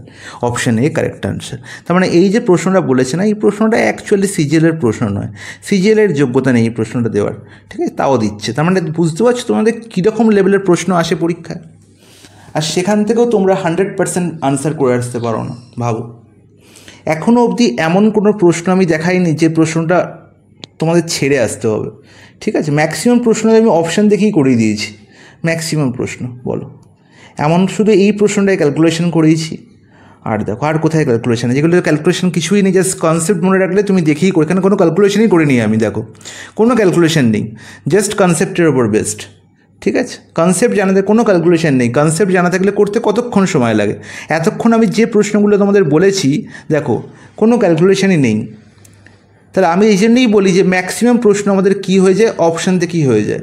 ম্যাক্সিমাম প্রশ্ন আমাদের কী হয়ে যাবে, অপশান থেকেই হয়ে যাবে। বাকি ক্যালকুলেশনের জন্য যে কটা প্রশ্ন থাকবে হার্ডলি সেটা 3 থেকে 4টে। তার জন্য যদি তোমরা 5 মিনিট রেখে দাও মোর দ্যান এনাফ। তাই 10 থেকে 15 মিনিটের মধ্যে তোমাদের 25টা প্রশ্ন হয়ে যাওয়া উচিত, ঠিক আছে। কিন্তু তোমার এটা করতে হবে, সেটা হচ্ছে প্র্যাকটিস। নেক্সট প্রশ্ন। Ravi can do a piece of work in 40 days, Sudha can do the same piece of work in 60 days if they work on alternate days. তাহলে দেখো অল্টারনেট ডেজের কনসেপ্ট ভরে ভরে এসেছিলো আগের এক্সামে, আগে লাস্ট টাইম অল্টারনেট ডেজ ভরে ভরে এসছে, এবং আমি এবারেও দেখলাম সিএইচএসএলে অল্টারনেট ডেজের কনসেপ্ট এসছে, ঠিক আছে। তাহলে Ravi can do a piece of work in 40 days, খুব ভালো কথা। রবি করছে কত দিনে, 40 days-এ, এবং Sudha can do the same work in 60 days। Sorry, if the work on alternate days, খুব ভালো। 40 আর 60-র এলসিএম কত? তুমি বলবে 120 দাদা, সবাই জানে, বাচ্চারাও জানে। তাহলে 120 ইউনিট টোটাল ওয়ার্ক হলে রবির এফিসিয়েন্সি কত? 120/40, দ্যাট ইজ 3, আর সুধার এফিসিয়েন্সি হচ্ছে 2। এবার তারা অল্টারনেট ডেজে কাজ করেছে, মানে আমি বলবো 3 + 2, 5 ইউনিট কাজ হয়েছে দুদিনে। 5 ইউনিট কাজ হয়েছে কত? 2 ডেজে, তাই তো? নির্ণয় করতে হবে যে how many days the work was completed. তাহলে আমি দেখতে পাচ্ছি যে এই 5-এর ডাইরেক্ট গুণিতকই হচ্ছে 120, হচ্ছে 5-এর ডাইরেক্ট গুণিতক, তাই তো? তাহলে এখানে কোনো রকমভাবে কোনো কনফিউশন তৈরি হবে না। তাহলে 5কে কত গুণ করলে 120 হয়? না, তুমি বলবে 24 গুণ করলে। 24 5-এ 120, তাহলে 2কেও 24 গুণ করে দাও, তাহলে 48 দিনে আমার পুরো কাজ শেষ হয়ে যাবে, গল্প শেষ। এই ধরনের প্রশ্ন করতে আমার 2 সেকেন্ড লাগা উচিত, 2 সেকেন্ড।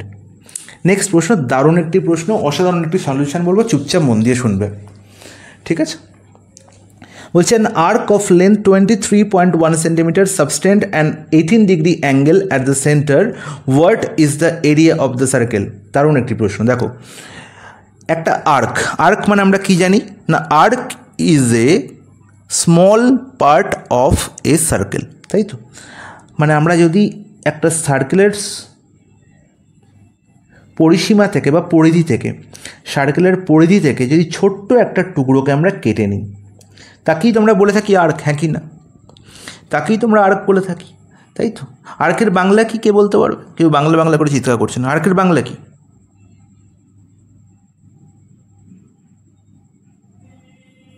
আর্কের বাংলা কি? আর্কের বাংলা হচ্ছে বৃত্তচাপ। আর্কের বাংলা হচ্ছে বৃত্তচাপ। Very good. তাহলে এই বৃত্তচাপ মানে কি? পুরো পরিধি থেকে যদি একটা ছোট্ট টুকরো কেটে নিই, ঠিক আছে? এবার বলেছে এই আর্কটির লেন্থ 23.1 সেন্টিমিটার, খুব ভালো কথা। এবং এটি বলেছে না সেন্টারে 18 ডিগ্রি কোণ তৈরি করেছে, এটি সেন্টারে 18 ডিগ্রি কোণ তৈরি করেছে। তাহলে এই পুরো সার্কেলটির এরিয়া আমাকে নির্ণয় করতে হবে। আচ্ছা, সবসময় মনে রাখবো, এই যখনই এই সেন্টারের সঙ্গে আর্কের দুটো পয়েন্টকে আমরা অ্যাড করে দিলাম, তার মানে কি আমরা রেডিয়াস ড্র করে দিয়েছি। তাহলে এই ছোট্ট স্লাইসটাকে তোমরা যখনই ডোমিনোজের পিৎজা অর্ডার করবে, দেখবে এরকমভাবে স্লাইস করে তোমাদের দেয়, ঠিক আছে? এই স্লাইসগুলোকে আমরা কি বলে থাকি? এই স্লাইসগুলোকে আমরা বলে থাকি সেক্টর। এগুলোকে আমরা কি বলে থাকি বাবা? সেক্টর। মনে থাকবে? এবার এর বাংলা জিজ্ঞেস করো না, আমি এখন বলতে পারছি না, ঠিক আছে? তাহলে এই যে সেক্টর, এই সেক্টরের আমাকে দুটো জিনিস জানতে হবে। এই সেক্টরের কি জানতে হবে? এই সেক্টরের কি জানতে হবে না, এরিয়া জানতে হবে। তো এরিয়া অফ সেক্টর মনে রাখবো কি? πr² θ/360 degree. Area of the sector is equal to কি? πr² θ/360 degree. আর এই আর্কের লেন্থ, এইটুকু পার্ট হচ্ছে আর্ক, ঠিক আছে? এই আর্কের লেন্থ বার করার সূত্র কি? এই আর্কের লেন্থ বার করার সূত্র হচ্ছে πr/180 ডিগ্রি। এবার যদি বলে এই সেক্টরের পরিসীমা কত, what is the perimeter of sector, সেক্টরের পরিসীমা কত? মনে রাখবো কি আমরা কি বলেছিলাম না, সেক্টরে আমরা কি করে পেলাম না, আর্কের দুটো পয়েন্টের সঙ্গে সেন্টার যোগ করে দিয়েছি। তার মানে এই লাইনটা হচ্ছে আর, আর এই লাইনটাও হচ্ছে আর, হ্যাঁ কি না? তাহলে এরা দুজনেই হচ্ছে আর। তাহলে πr θ + 180 ডিগ্রি ছিল আমার কি না, এই জাস্ট টুকরোটার লেন্থ, এবং এই টুকরোটা সেন্টারে কোণ তৈরি করেছে থিটা, আর সেই হচ্ছে πr θ/180 ডিগ্রি। আর সেখান থেকে আমি পেয়েছি এরিয়া কি? πr² θ/360 degree. আর পরিসীমা কি বলবো না, πr θ/180 ডিগ্রি প্লাস 2r। এই তিনটে জিনিস আমাদের মাথায় রাখবে, খুব ভালো করে মনে রাখবে। তিনটে কনসেপ্টের প্রশ্ন প্রায় জিজ্ঞেস করে। Clear guys? প্রত্যেকে তিনটে কনসেপ্ট বুঝতে পেরেছে? Yes, sir.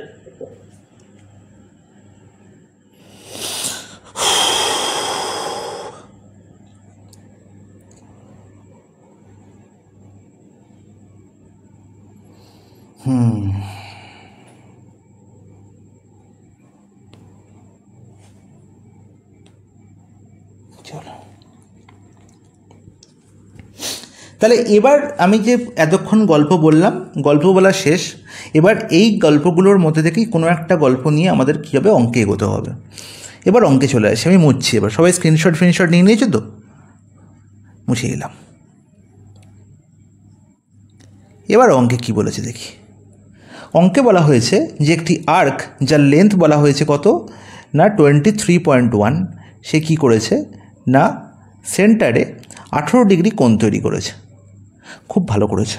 এবং আমাকে নির্ণয় করতে হবে যে এই যে আর্কটা বৃত্তচাপটা যে বৃত্ত থেকে কাটা হয়েছে সেই বৃত্তর এরিয়া কি। তাহলে আমরা জেনেছি কি পাই আর্কের লেন্থ নির্ণয় করার সূত্র কি, পাই আর থিটা বাই 180, আর এখানে থিটার ভ্যালু বলা হয়েছে কত 18 ডিগ্রি।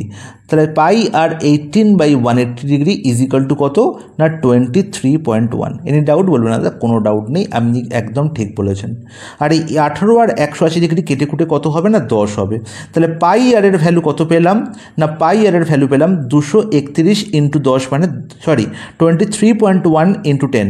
18/180 মানে নিচে ছিল 10, আর এই 10 ওপারে গেলে কী হয়ে যাবে 10 দিয়ে গুণ হয়ে যাবে, তার মানে 231 পেলাম পাই আর এর ভ্যালু।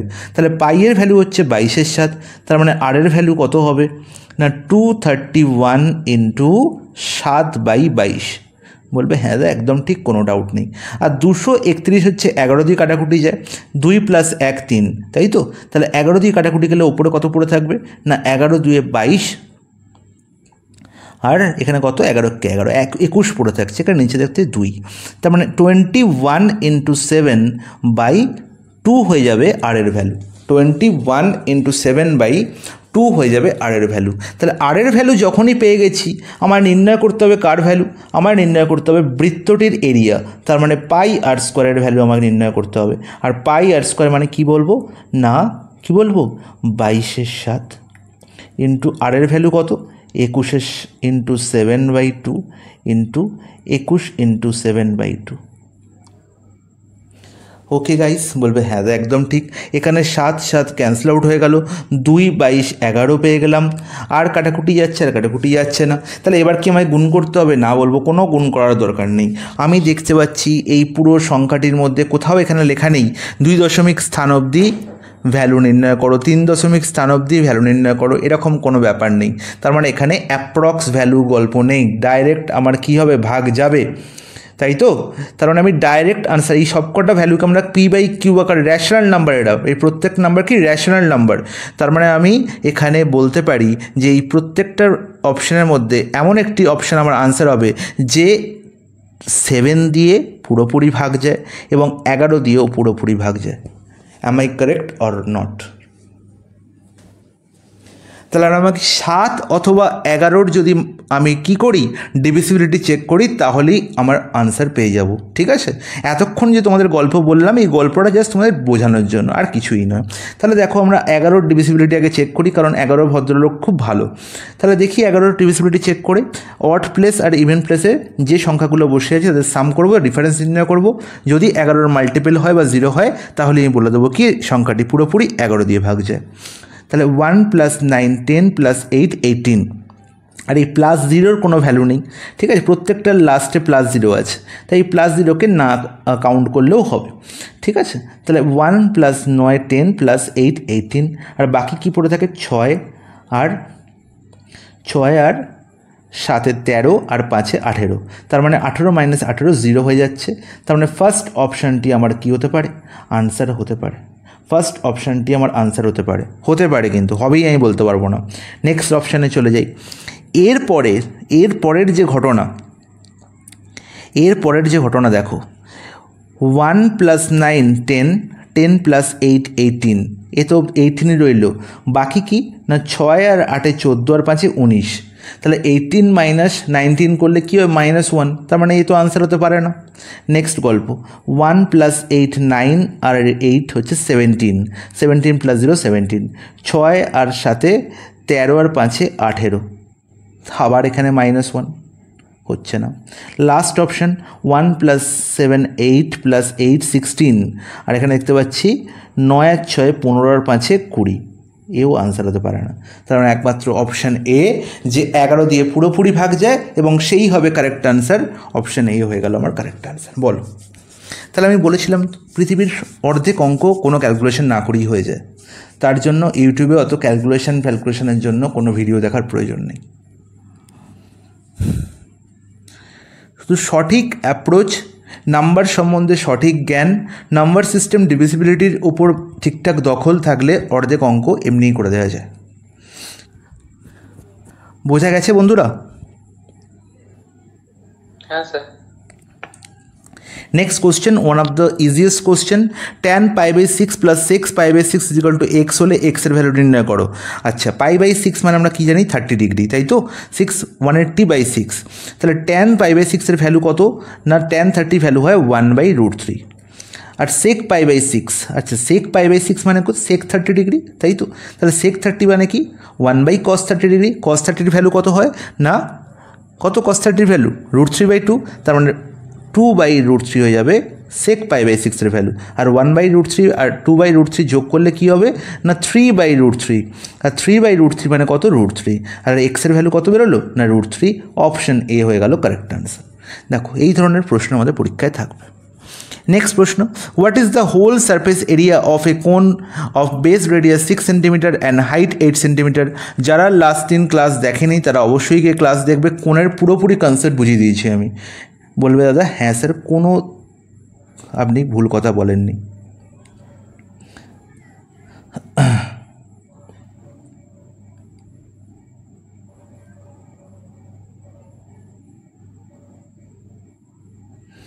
তাই তো, এটাই হচ্ছে কোণ।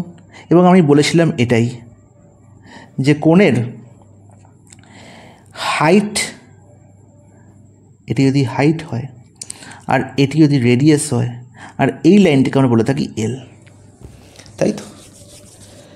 হ্যাঁ, কোণ মানে হচ্ছে বরের টোপর বা বালতির কাটা অংশকে জুড়ে দিলে যেটা হয় সেটি হচ্ছে কোণ, তাই তো? তাহলে আমরা কি বলতে পারি না এই যে ভার্টেক্স আর কোণের যে বেস, সে বেস কী ধরনের বেস হবে না সার্কুলার বেস হবে। আর এই সার্কুলার বেসের যে সেন্টার, সেই সেন্টারের সঙ্গে যদি আমি এই ভার্টেক্স যোগ করে দিই তাহলে যে লাইনটি পাবো সেটি হচ্ছে হাইট। ওকে, এবং রেডিয়াস যে পয়েন্টে মিট করেছে সার্কেলের সঙ্গে, সেই পয়েন্ট থেকে যদি ভার্টেক্স অবধি যে লাইন ড্র করা যায় সেটি হচ্ছে কি না এল। আর এই এলকে আমরা কি বলে থাকি স্ল্যান্ট হাইট। এলকে আমরা কি বলে থাকি স্ল্যান্ট হাইট। সবসময় মনে রাখবো এইচ, এল এবং আর সবসময় রাইট অ্যাঙ্গেল ট্রায়াঙ্গেল তৈরি করবে, সবসময় মনে রাখবো। আর এদের মধ্যে কনসেপ্ট কি না H square plus R square is equal to always L square হবে। এই কনসেপ্ট কিন্তু আমার মাথায় রাখতে হবে। ওকে, বলা হয়েছে what is the whole surface area of a cone. আমি যদি ডাইরেক্ট তোমাদের বলে দিই যে হোল সারফেস এরিয়া ফর্মুলা হচ্ছে πr ইন্টু আর প্লাস এল, তোমরা আশা করি অবাক হবে না। কারণ কি, আমি বলেছি সবাইকে যে কোণের হোল সারফেসের মধ্যে কী কী বিলং করে না ল্যাটারাল সারফেস। হোল সারফেস সবসময় মনে রাখবো দুই রকমভাবে আমাদের হোল সারফেসের এরিয়া নির্ণয় করতে হয়, মানে দুটি জিনিসের উপর ডিপেন্ডেন্ট হোল সারফেস এরিয়া। একটি হচ্ছে ল্যাটারাল সারফেস এরিয়া আর অপরটি হচ্ছে বেস এরিয়া। বেস এরিয়ার সঙ্গে ল্যাটারাল সারফেস এরিয়া যোগ করলেই আমি পেয়ে যাব কি হোল সারফেস এরিয়া, যেখানে ল্যাটারাল সারফেস এরিয়া কোণের ল্যাটারাল সারফেস এরিয়া ফর্মুলা কি না πr/l, আর বেস কি না সার্কুলার বেস। তাহলে সার্কুলার বেসের ফর্মুলা কী হবে এরিয়ার না πr²। R in both case যদি πr আমরা কমন নিই এই দুই থেকে, তাহলে পড়ে থাকে কি r+l। তাহলে এখান থেকেই আমার উৎপত্তি হয়েছে এই ফর্মুলাটি। ঠিক আছে, তাই অবাক হওয়ার কোনো কারণ নেই। আশা করি প্রত্যেকে বুঝতে পেরেছে। আমার πr ইন্টু আর প্লাস এলের ভ্যালু নির্ণয় করতে হবে, যেখানে আর এর ভ্যালু বলা হয়েছে 6, হাইটের ভ্যালু বলা হয়েছে কত, এইচের ভ্যালু কত 8। আমাকে শুধু এলের ভ্যালু নির্ণয় করতে হবে। তাহলে 6 আর 8 আমরা সবাই জানি যে 6 আর 8 এর সঙ্গে 10 যদি অ্যাড করে দিই তাহলেই হয়ে যায় একটি রাইট অ্যাঙ্গেল ট্রায়াঙ্গেল। আমাদের ট্রিপলেট সবার মুখস্থ যে 6, 8, 10 মিলে একটি রাইট অ্যাঙ্গেল ট্রায়াঙ্গেল তৈরি হয়। তাহলে আমরা দেখতে পাচ্ছি কি না 6 আর 8 যদি রেডিয়াস এবং হাইট হয় তাহলে এলের ভ্যালু কত হবে 10। তাহলে আলটিমেট আনসার নির্ণয় করতে আমার 2 সেকেন্ড লাগবে। পাইয়ের ভ্যালু লিখে দাও 22/7, আর এর ভ্যালু লিখে দাও কত, আর এর ভ্যালু হচ্ছে 6, আর আর প্লাস এল কত হচ্ছে না 10 + 6 16। তাহলে বোঝা গেল 22/7 মানে কি, 22/7 মানে হচ্ছে 3.14, অ্যাপ্রক্স ভ্যালু নিলাম 3.14। আর 6 × 16 মানে কত না 96। বলো এবার গুণ করবে কি করে? এবার যদি তুমি গুণ করতে যাও তোমার সময় বেকার বৃথা নষ্ট, এসব গুণ ফোন করে পরীক্ষায় সময় নষ্ট করবে না। 96 মানে হচ্ছে 100-4। এবার 100-4 করে তুমি বলে তাহলে এখানেও তাহলে আমাকে গুণ করতে হবে, এবার না গুণ করতে হবে না। দেখো বাবা 100 ইন্টু 3.14 করলে কত হয়? 314। আর 314 থেকে যা বিয়োগ করব সেটা বিয়োগ করার পর যে ভ্যালু হবে সেটা লেস দ্যান 314 হবে। 314 থেকে কোনো একটা সংখ্যা বিয়োগ করলে n বিয়োগ করলে যে ভ্যালু পাবো সেটা কি লেস দ্যান 314 হবে। তাহলে লেস দ্যান 314 যে অপশানটি আছে সেটাই হবে আমার correct answer. 354 greater than 314, 350 greater than 314, 364 greater than 314, 301ই হচ্ছে আমার কারেক্ট আনসার। তাহলে 301.571 হবে আমার correct answer. Any doubt guys?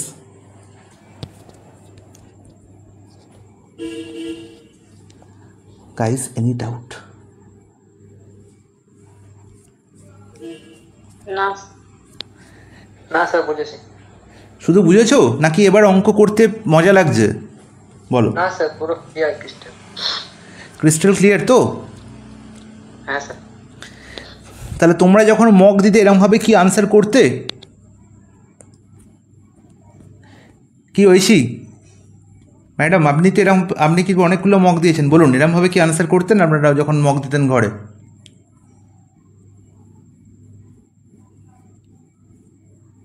Rumpa কি মনে হয়? না স্যার এইভাবে দিতাম না, পুরো গুণ করতাম তো, দিয়ে আমরা কি বলতাম লাস্টে? সময় পাচ্ছি না, সময় পাচ্ছি না স্যার, হচ্ছে না। কেন হচ্ছে না? সেই রেজাল্টটাই ওইরকমই হয়ে গেছে। চলো next question. 15 men can complete a work in 25 days। তাহলে 17 নাম্বার কোশ্চেনে যে প্রশ্নটি দেওয়া আছে এই প্রশ্নটি হচ্ছে তোমাদের ধাঁধা প্রশ্ন, ঠিক আছে? এই প্রশ্নের কোনো গুরুত্ব নেই।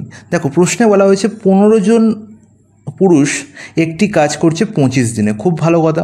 তাহলে তোমরা কি জানো না 15 men ইন্টু 25 মানে men into days is equal to total work. বলবে হ্যাঁ তাই তো দাদা। এবার যখনই ওমেনে অনুপ্রবেশ করছে তখন দেখতে পাচ্ছি যে 25 জন ওমেন সেই কাজটি করছে 40 দিনে। তাহলে 15 men into 25 is equal to 25 women is into 40। In both side আমি কি করেছি না ওয়ার্ককে ইকুয়াল করেছি, এদিকেও টোটাল ওয়ার্ক এদিকেও টোটাল ওয়ার্ক, কারণ কি তারা একই কাজ করছে। তাহলে 15 men into 25 is equal to 25 women into 40। আর এখান থেকে আমরা কি করি না ম্যান বাই ওমেন করি, আর এই ম্যান বাই ওমেন করার মানে হচ্ছে ম্যান আর ওমেনের এফিসিয়েন্সি রেশিও নির্ণয় করি। ইটস নট ইট? বলবে হ্যাঁ তাই তো, কিন্তু এখানে আমি ওটা নির্ণয় করার কোনো প্রয়োজন নেই। কারণ কি সবসময় মাথায় রাখবে, সবসময় দেখবে, অঙ্কের দিকে ভালো করে চোখ চেয়ে দেখবে। অঙ্ক করার আগে অঙ্ক চেনা খুব দরকার। আমি প্রত্যেক স্টুডেন্টকে এটা বলি যে তোমরা অঙ্ক করার আগে অঙ্ক চেনো, ঠিক আছে? অঙ্কের সঙ্গে পরিচিতি তৈরি করো, অঙ্কের সঙ্গে ফ্যামিলিয়ার হও। যত তুমি অঙ্ককে বন্ধু মনে করবে সে তত তোমাকেও বন্ধু মনে করবে।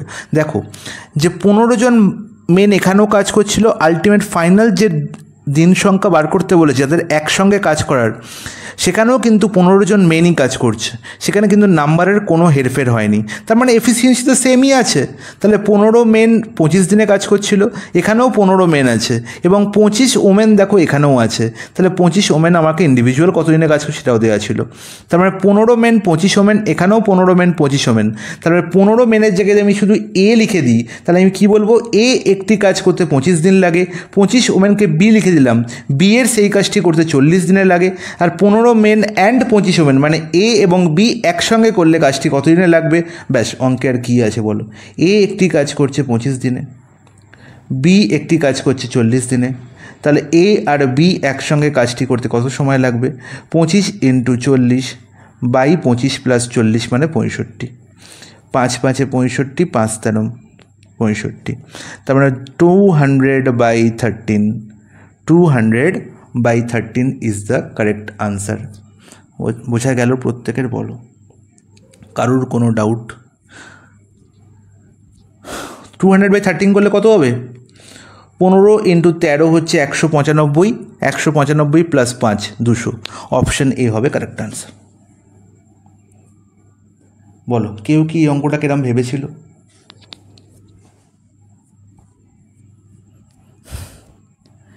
গাইজ কিছু তো বলো। না স্যার, যা বিগ অ্যাপ্রোচ নিয়ে স্যার ইউনিট বের করে তারপর এফিসিয়েন্সি দিয়ে গুণ করে করছিলাম, সেটার তুলনায় অনেকটা easy.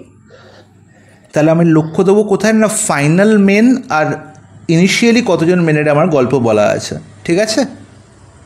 Next, Shuhani pays tax at the rate of 30% on her entire income of ₹90,000. Ritika pays tax at the rate of 40% on her entire income of Y.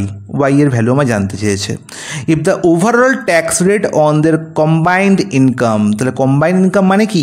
combined income হচ্ছে 90K plus Y। তাহলে 90K plus ওয়াইয়ের উপর যদি tax নির্ণয় করতে যাই তাহলে দেখতে পাচ্ছি আমার 30% আমার ট্যাক্স রেট হচ্ছে।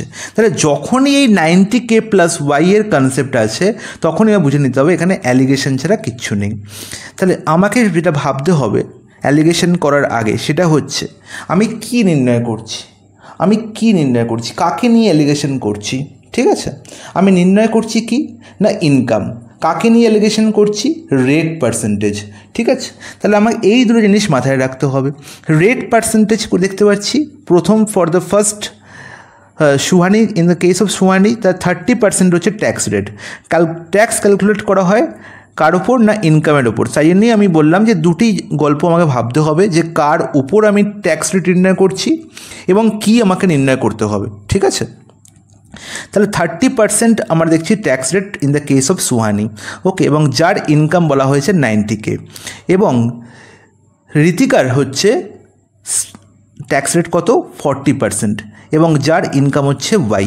তার মানে এদের দুজনকার যখন আমি একসঙ্গে ইনকাম অ্যাড করে দিচ্ছি এবং দুজনকার ইন্ডিভিজুয়াল ট্যাক্স যখন অ্যাড করে দিচ্ছি এবং সেখান থেকে যখন পার্সেন্টেজ নির্ণয় করছি দেখতে পাচ্ছি 37% ট্যাক্স দিয়েছে তারা দুজনে মিলে। 37% ট্যাক্স দিয়েছে। This is the formation of allegation, ঠিক আছে। এটা হচ্ছে অ্যাকচুয়াল ফরম্যাট হচ্ছে অ্যালিগেশনের। তাহলে 37 মাইনাস 30 করলে কত পাবো 7 পাবো। 40 মাইনাস 37 করলে কত পাবো 3 পাবো। তাহলে এই 3:7 যে রেশিও বেরোলো এই রেশিও আলটিমেট কী রেশিও না ইনকাম রেশিও। কেন ইনকাম রেশিও? এবং সেই জন্য আমি বলেছিলাম যে কার উপর আমি ট্যাক্স নির্ণয় করি সেটা মাথায় রাখতে হবে। ট্যাক্স নির্ণয় করি আমি ইনকামের ওপর, আর যার উপর এই পার্সেন্টেজ ক্যালকুলেট করা হয় না ফাইনাল রেশিও তাড়িয়ে আসে। এইটা কিন্তু খুব ভালো করে মাথায় রাখতে হবে। তাহলে আমি দেখতে পেয়েছিলাম সুহানির ইনকাম ছিল 90K এবং ঋতিকার ইনকাম ছিল ওয়াই, তাই তো। তাহলে সুহানি আর বেরিয়েছে 3:7। তাহলে 3-এর ভ্যালু ছিল কত 90K, তাহলে 7-এর ভ্যালু কত হবে? 3কে 30 গুণ করলে হয় 90, তাহলে 7কে 30 গুণ করলে হবে কত 21। তার মানে 21K হয়ে যাবে আমার কি ঋতিকার ইনকাম বা ওয়াইয়ের value. Option D is the correct answer. Next প্রশ্ন, working 5 hours a day A can complete a task in 8 days and working 6 hour day B can finish the same task in 10 days। আচ্ছা, এই ধরনের প্রশ্ন কিন্তু অনেক রকমভাবে calculation করা যায়, অনেক রকমভাবে এদের সলিউশন করা যায়। আমি তোমাদের কি বলবো, তোমরা এই 5 hours আর ডে এদের গুণ করে দেবে, তাই তো। কারণ আমরা কি জানি না ওয়ার্ক ইজ ইকুয়াল টু কি man into days into hour. যখনই আওয়ার চলে আসে কী হয়ে যায় ডে এর সঙ্গে ডাইরেক্ট গুণ হয়ে যায়, আর ডে ইন্টু আওয়ার এই টোটালটা মিলেই হয় কি টাইম। তাহলে ম্যান ইন্টু টাইম মানে efficiency into time is equal to work, ঠিক আছে। তাই আমি বলবো যে ডাইরেক্ট গুণ করে দেবে, তাহলে তোমার কোনো প্রবলেম থাকবে না। তাহলে 5 ঘন্টা করে প্রত্যেক দিন কাজ করে, 8 দিন কাজ করে, তো টোটাল 40 ঘন্টা কাজ করছে, ওকে। তাহলে এ কাজ করছে কতক্ষণ না 40 ঘন্টা, ওকে। এবং দেখতে পাচ্ছি বি কাজ করছে কতক্ষণ না 10 ডেজ কাজ করছে, ওয়ার্কিং 8 hours a day, তার মানে হচ্ছে 80 ঘন্টা, তাই তো। Sorry, A can complete A task 8 days working 6 hours, তার মানে 48 hours। এখানে ওয়ার্ক না আমি এখানে ঠিকই করেছিলাম 40। Working 5 hours a day A can complete task in 8 days and working 6 hours a day B can finish the same task in 10 days। তার মানে B এর হচ্ছে 60 hour, তাই তো। তাহলে 40 hour আর 60 hour আমার কনভার্ট হয়ে গেল A আর B এর গল্প। তাহলে এ 40 আওয়ারে পুরো কাজটি করছে আর বি 60 আওয়ারে সেই কাজটি কমপ্লিট করছে। তাহলে টোটাল ওয়ার্ক কত হবে না 40 আর 60-র এলসিএম দ্যাট ইজ 120। এবার টোটাল ওয়ার্ক বার করার এই ক্ষেত্রে কোনো প্রয়োজন নেই, এসব ব্রেকার সময় নষ্ট। আলটিমেট আমি কি দেখতে পাচ্ছি না এ 40 ঘন্টায় করছে, বি 60 ঘন্টায় করছে। তাহলে এ আর বি একসঙ্গে কতক্ষণে কাজটি শেষ করবে, আমি বলবো XY/X+Y। তাহলে 40 × 60, 40 × 60 বাই 40 + 60 দ্যাট ইজ 100। তাহলে এটাই হচ্ছে আমার total time taken by A plus B. এবং আমার নির্ণয় করতে হবে কি দিন কত, আর দেখতে পাচ্ছি তারা 8 ঘন্টা করে প্রতিদিন কাজ করেছে। তাহলে এইটা ছিল টোটাল ঘন্টা। তাহলে একে যদি আমি 8 দিয়ে ভাগ করে দিই তাহলেই পেয়ে যাব দিন। ব্যাস, আর কি দরকার বলো। তাহলে 4 × 6 = 24 বাই 8 করলে কত পাবো না 3। তার মানে 3 দিনে পুরো কাজটি শেষ হয়ে গেছে। প্রত্যেকে বুঝতে পেরেছেন এই ডাউট?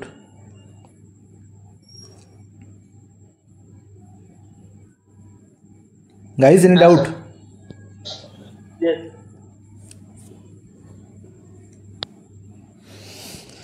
নেক্সট প্রশ্ন। আচ্ছা, সিম্পলিফাই x⁴ - 2x² হবে। এখানে 2x² আছে। x⁴ - 2x² + 1 by x² - 2x + 1। এই সিম্পলিফিকেশনটির ভ্যালু নির্ণয় করতে হবে এবং এই প্রশ্নটির আনসার তোমরা দেখেই বলবে। এর আনসার হবে x² + 2x + 1, x² + 2x + 1। কারণ কি? কারণ x⁴ - 2x² + 1 এর আলটিমেট x² - 1 এর হোল স্কোয়ার। এই x⁴ - 2x² + 1 থেকে আমরা কী পাবো x² - 1 এর হোল স্কোয়ার। আর নিচে দেখতে পাচ্ছি কি আছে x² - 2x + 1, তার মানে x - 1 এর হোল স্কোয়ার আছে। ইজ নট ইট? বলবে হ্যাঁ তাই তো।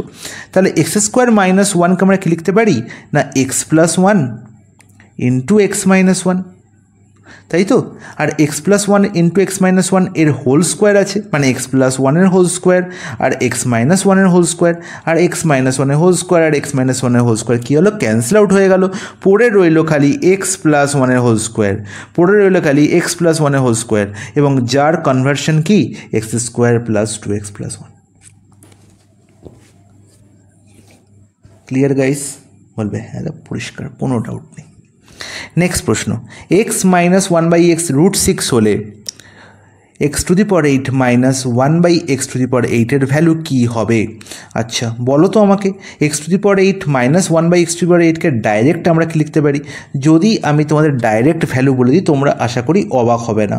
তুমি বলবে দাদা x⁴ + 1/x⁴, তার সঙ্গে x² + 1/x², তার সঙ্গে x + 1/x, তার সঙ্গে x - 1/x। তোমরা কি অবাক হয়েছ? বাই এনিহাও তোমরা কি সারপ্রাইজড এক লাইনে আমি লেখার জন্য? বলবে না দাদা একদমই অবাক হয়নি। কারণ কি x - 1 আর x + 1 এরা দুজনে মিলে কত হলো না x² + 1/x, x² - 1/x², এবং তার সঙ্গে x² + 1/x² গুণ করার ফলে হয়েছে x⁴ - 1/x⁴, আর x⁴ + 1/x⁴ এর সঙ্গে x⁴ - 1/x⁴ গুণ করার ফলে পেয়েছি আমি x⁴ - 1/x⁴। তাই ফ্র্যাকশানে ভেঙেছি। প্রত্যেক ক্ষেত্রে আমি কি করেছি a² - b² এর ফর্মে লিখেছি। Is it clear guys? Yes sir.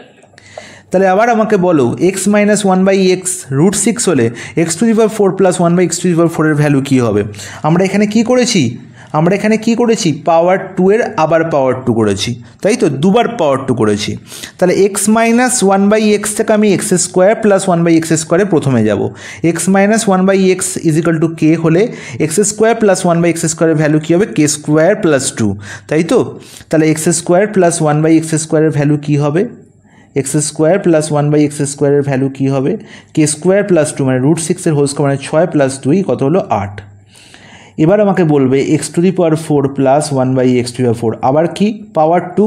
তাহলে পাওয়ার 2 এর কনভার্সন মানে কি x + 1/x এর ভ্যালু যদি 8 হয় তাহলে x² + 1/x² এর ভ্যালু কী হবে k² - 2, তার মানে 8² - 2, আর 8² - 2 করলে কত হবে 62। ব্যাস, আর কিছু দরকার নেই। তাহলে x two the power 4 plus 1/x⁴ করলে কী পাচ্ছি দেখতে পাচ্ছি না 62। X square plus 1/x² value কত দেওয়া ছিল 8, তাহলে 62 × 8 আমি পেয়ে গেলাম। আর শুধু এক্স প্লাস 1/x এর ভ্যালু নির্ণয় করতে হবে। আচ্ছা তোমরা তো সবাই জানো বাবা যে এক্স মাইনাস 1/x যদি √6 হয়, এক্স প্লাস 1/x কী হবে? এক্স প্লাস 1/x কী হবে? তুমি বলবে দাদা √ওভার প্লাসে প্লাস মাইনাস কেন আমি দিচ্ছি না, কারণ এখানে এক্স গ্রেটার দ্যান 1 আছে। এক্স গ্রেটার দ্যান 1 আছে মানে সব পজিটিভ ভ্যালু নেবো, ঠিক আছে, নেগেটিভের কোনো গল্প নেই। আর এক্স প্লাস 1/x এর ভ্যালু কী হবে? √k² + 4, k² + 4। আর কে মানে কি? কে এর ভ্যালু তো এখানে √6 বলা আছে, তাহলে কে এর ভ্যালু k² হলে কত হবে? 6ই হবে। তাহলে √6 কে হোল স্কোয়ার করলে আমরা 6 পাই, এটা সবাই জানে। তাহলে 6 + 4 করলে কত পাচ্ছি? √10 পাচ্ছি। তাহলে এক্স প্লাস 1/x কত পেলাম? √10। আর into x minus 1/x, x minus 1/x কত ছিল? √6। তাহলে √10 × √6 মানে √60, আর √60 মানে হচ্ছে কত না 2√15। তাহলে 62 × 8 × 2√15, তাহলে 62 × 8 × 2 করলে কত পাবো? 992, 992 √15। অপশান বি হয়ে যাবে আমার কারেক্ট আনসার। কারোর কোনো ডাউট থাকার কথা নয়। অপশান 22, এই কোশ্চেন 22, কোশ্চেন 22তে কী বলা হয়েছে? Successive discount of 12%, 20%, 25%। খুব বিশাল গুরুত্বপূর্ণ একটা প্রশ্ন, কিন্তু তোমরা কিন্তু এই প্রশ্নকে কোনো দিন একদম ছেলেখেলাভাবে ভাববে না যে এ তো আমরা সবসময় করেছি। কিন্তু এই একটা কনসেপ্ট, যে কনসেপ্টের উপর যে এত প্রশ্ন আসছে পরীক্ষায়, তোমরা দেখলে অবাক হয়ে যাবে। এবং যখন আমি সিএইচএসএল-এর নেক্সট প্রশ্নটা আমরা সলভ করব, সেটাই দেখতে পাবে যে এই কনসেপ্টের উপর কত রকমের প্রশ্ন হয়, ঠিক আছে। সাকসেসিভ ডিসকাউন্ট হতে পারে, সাকসেসিভ ইনক্রিজ হতে পারে, সাকসেসিভ ইনক্রিজ অ্যান্ড ডিক্রিজ দুটোই হতে পারে। তাহলে প্রত্যেকটা ইন বোথ কেস আমাদের মাথায় রাখতে হবে যে সাকসেসিভ থেকে আমরা ফাইনালে যখন যাচ্ছি তখন শুধু আমরা ফর্মুলা ইউজ করব না। ফর্মুলা হচ্ছে ওয়ার্স্ট কেসে ইউজ করব, যেখানে আমরা ভ্যালু খুব সহজে নির্ণয় করতে পারবো। ম্যাক্সিমাম কেস আমি বলবো তোমাদের রেশিও ধরে করতে, ঠিক আছে। এবার এই রেশিওটা কিন্তু খুব ভাইটাল। দেখো ডিসকাউন্ট আমরা কি করে পাই? ডিসকাউন্ট আমরা কি করে পাই? খুব ভালো করে মাথায় রাখবো। ডিসকাউন্ট আমরা পাই না কি করে? না সেলিং প্রাইস আর মার্ক প্রাইসের মধ্যে যে ডিফারেন্স, মার্ক প্রাইস আর সেলিং প্রাইসের ডিফারেন্স নির্ণয় করি আমরা। মার্ক প্রাইস থেকে সেলিং প্রাইস বিয়োগ করলে আমরা কি পাই? ডিসকাউন্ট পাই। তাহলে প্রত্যেকটা জায়গাতেই আমাকে মার্ক প্রাইস আর সেলিং প্রাইসের রেশিও নির্ণয় করতে হবে। এখানেই কিন্তু স্টুডেন্টরা ভুল করে যে আমরা কী রেশিও নির্ণয় করছি, ঠিক আছে। এবং কোনো আমি এত স্যার দেখেছি ইউটিউবে, তারা কিন্তু ক্লিয়ারভাবে বলেন না, ডাইরেক্ট বললো হ্যাঁ এটা সমান, এটা কেন করছি ভাই, কেন করছো ভাই? সেই প্রশ্নটা কিন্তু তোমাদের নিজেকে করতে হবে, তোমরা কেন নির্ণয় করছো। কারণ হচ্ছে এটা যে ডিসকাউন্ট বার করা হয় মার্ক প্রাইস এবং মার্ক প্রাইস থেকে সেলিং প্রাইস বিয়োগ করে। তো যখনই মার্ক প্রাইস থেকে সেলিং প্রাইস বিয়োগ করবো তখনই ডিসকাউন্ট পাবো। তার মানে আমাকে প্রত্যেকটা রেশিও থেকে আমাকে মার্ক প্রাইস আর সেলিং প্রাইসের রেশিও নির্ণয় করতে হবে। তাদের আলটিমেট কী করতে হবে? সেই প্রত্যেকটা রেশিও থেকে আমাকে সিঙ্গেল রেশিওতে কনভার্ট করতে হবে। সিঙ্গেল রেশিও থেকে আমি মার্ক প্রাইস এবং সেলিং প্রাইস পাবো, সেখান থেকে আমার ফাইনাল ডিসকাউন্ট পাওয়া যাবে। ওকে, বলবে হ্যাঁ একদম ঠিক।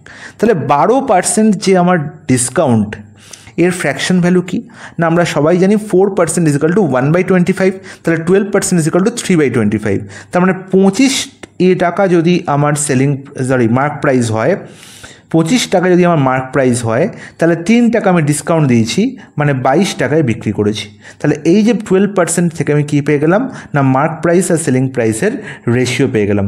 এমপি হচ্ছে 25 আর এসপি হচ্ছে 22। 20%-এর ফ্র্যাকশন ভ্যালু কি? 20%-এর ফ্র্যাকশন ভ্যালু হচ্ছে 1/5। তার মানে 5 যদি আমার মার্ক প্রাইস হয়, আমি 1 ডিসকাউন্ট দিয়েছি, মানে 4-এ বিক্রি করেছি। আর 25%-এর ফ্র্যাকশন ভ্যালু কি? 1/4। তার মানে 4 যদি আমার মার্ক প্রাইস হয়, 3-এ আমি বিক্রি করেছি। তাহলে এই 3টে রেশিও থেকে ফাইনাল রেশিও আমি কী করে নির্ণয় করবো? লবগুলোকে গুণ করব, হরগুলোকে গুণ করব, তাহলে আমি ফাইনাল রেশিও পেয়ে যাব। তাহলে 22, 4 আর 3 কাটাকুটি কোথাও যাচ্ছে কি? কাটাকুটি কোথাও যাচ্ছে, কাটাকুটি করে, হ্যাঁ 4 আর 4 ক্যান্সেল আউট হয়ে যাচ্ছে, কাটাকুটি করে দাও।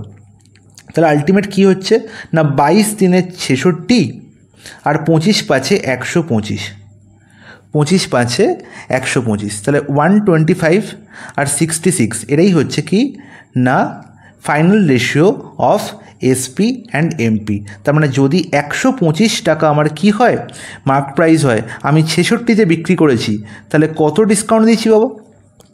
তাহলে কত ডিসকাউন্ট দিয়েছি বলো, কত ডিসকাউন্ট দিয়েছি?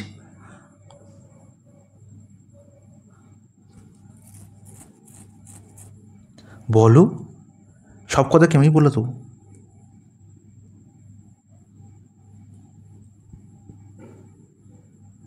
হ্যালো গাইজ, 59 তোমরা তো মানে সেই গলার রক্ত বের করে দেবে, যাও শুরু করেছো। তাহলে 59 ডিসকাউন্ট দিয়েছি আমি। কত ডিসকাউন্ট দিয়েছি না 125-এ। 59 আমি ডিসকাউন্ট দিয়েছি 125-এ। তাহলে কত পার্সেন্টেজ ডিসকাউন্ট দিয়েছি ইন্টু 100, তাহলে 25, 5-এ 125, 25 4-এ 100, তাহলে 240/5, 240/5 করলে কাছাকাছি 48 হয়। তার মানে 48 হয় কি, 4 9 36, 5 12 4 48, হ্যাঁ। তার মানে যদি আমি এখানে 60, হ্যাঁ 47.2 হচ্ছে, 47.2 হচ্ছে তো। কী করে করলাম দেখো, আমি যদি এখানে 60 ভেবে নিই, 59কে 60 ভেবে নিই, তাহলে কি হচ্ছে না 5 12 60, 4 12 48, কিন্তু 60 তো নেই এখানে, 59 আছে, তার মানে 48 থেকে একটু ছোটো হবে 47.2। ঠিক আছে, বোঝা গেল প্রত্যেকের?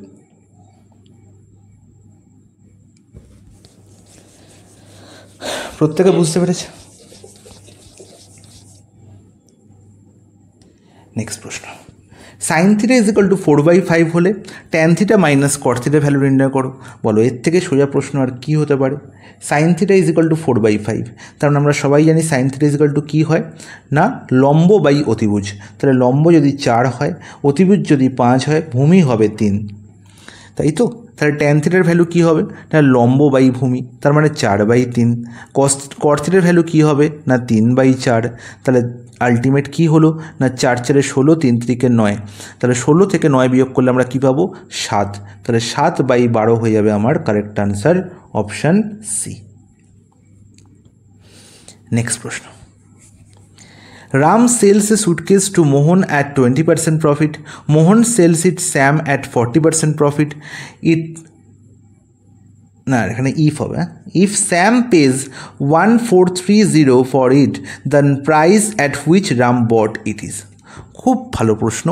আচ্ছা, কেন ভালো প্রশ্ন আমি বলি না, এই ধরনের প্রশ্নের উপর কনসেপ্ট কিন্তু তোমাদের ক্লিয়ার থাকতে হবে। সেই কনসেপ্ট কিন্তু আমাদের এই কনসেপ্ট, এই জন্য আমি বলেছি যে এই কনসেপ্টকে এত গুরুত্ব দেবে। দেখো 20% প্রফিট, 20% প্রফিটের ফ্র্যাকশন ভ্যালু কি? 20%-এর ফ্র্যাকশন ভ্যালু হচ্ছে 5।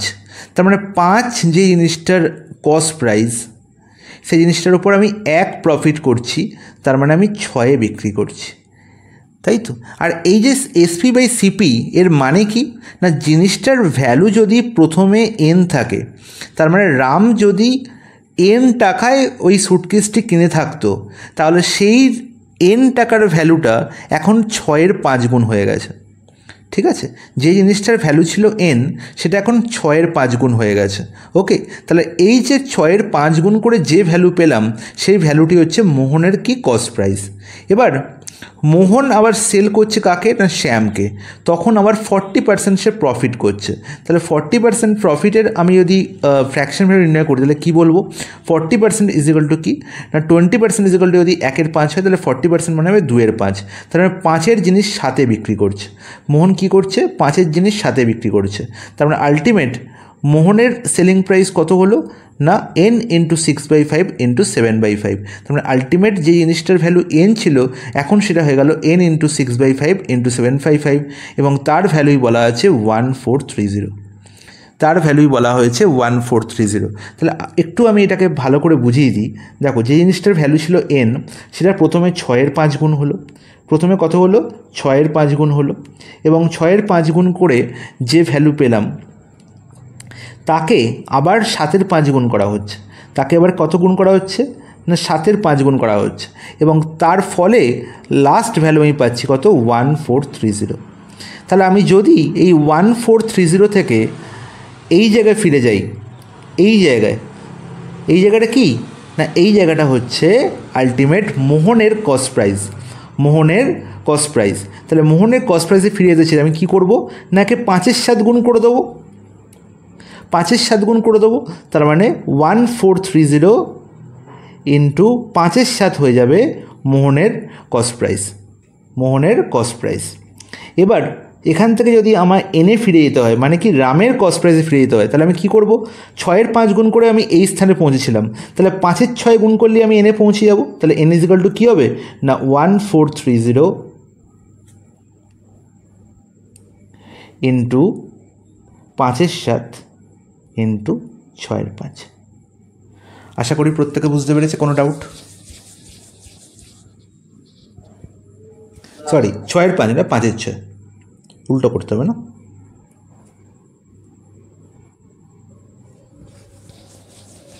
বোঝা গেল? তাহলে এই যে পার্টটা দেখো n ইন্টু 6/5 ইন্টু 7/5 ইন্টু 1430, আমি যদি এটা না লিখে এটা লিখতাম তাহলে আমি বলতাম যে এক লাইনে আমি এর আনসার নির্ণয় করেছি, এক লাইনে। প্রত্যেকে বুঝতে পেরেছে, কোনো ডাউট আছে? কেউ না বুঝতে পারলে বলতে পারো আমাকে। তাহলে এন ধরে আমি যদি আনসার নির্ণয় করি তাহলে আমি করতে পারবো, এবং ডাইরেক্ট যদি আমি এক লাইনেই করতেছি তাহলেও আমি করতে পারবো, তাই তো? আমি কি বলেছিলাম, লাস্ট ভ্যালু হচ্ছে 1430, সেখান থেকে তার আগের ভ্যালু মানে আগের জন যেটাকে কিনেছে সেটা কি করে বার করব না 5-এর 7 গুণ করে, 7-এর 5 গুণ করে এই ভ্যালু পেয়েছিলাম, তাহলে 5-এর 7 গুণ করে আমি রিভার্সে আসছি। তারপরে আমার কি হয়েছিল না 6-এর 5 গুণ করে সেখানে এসেছিলো, তাহলে 5-এর 6 গুণ করে আমি আগে যাব, তাই 5-এর 6 গুণ করে দিয়েছি। এবার দেখো আলটিমেট এই প্রশ্নটায় ক্যালকুলেশন করার কোনো জায়গা নেই, কারণ এখানে কোনো সংখ্যাই দেখতে পাচ্ছি, সব এ বি সি তিনটেই কিন্তু পূর্ণ সংখ্যায় আছে, একমাত্র ডি অপশানে যেটা পয়েন্টে আছে। তাহলে এখানে আনসার দেখো অবশ্যই পয়েন্টে আসবে, কারণ কি না এই 6 ইন্টু 7 মানে 42/25 কাটাকুটি কখনোই যাবে না, তাই তো? তার মানে আনসার যেটা হবে সেটা কি হবে না পয়েন্ট ফ্র্যাকশনে হবে, এবং অপশান ডি হয়ে যাবে কারেক্ট আনসার।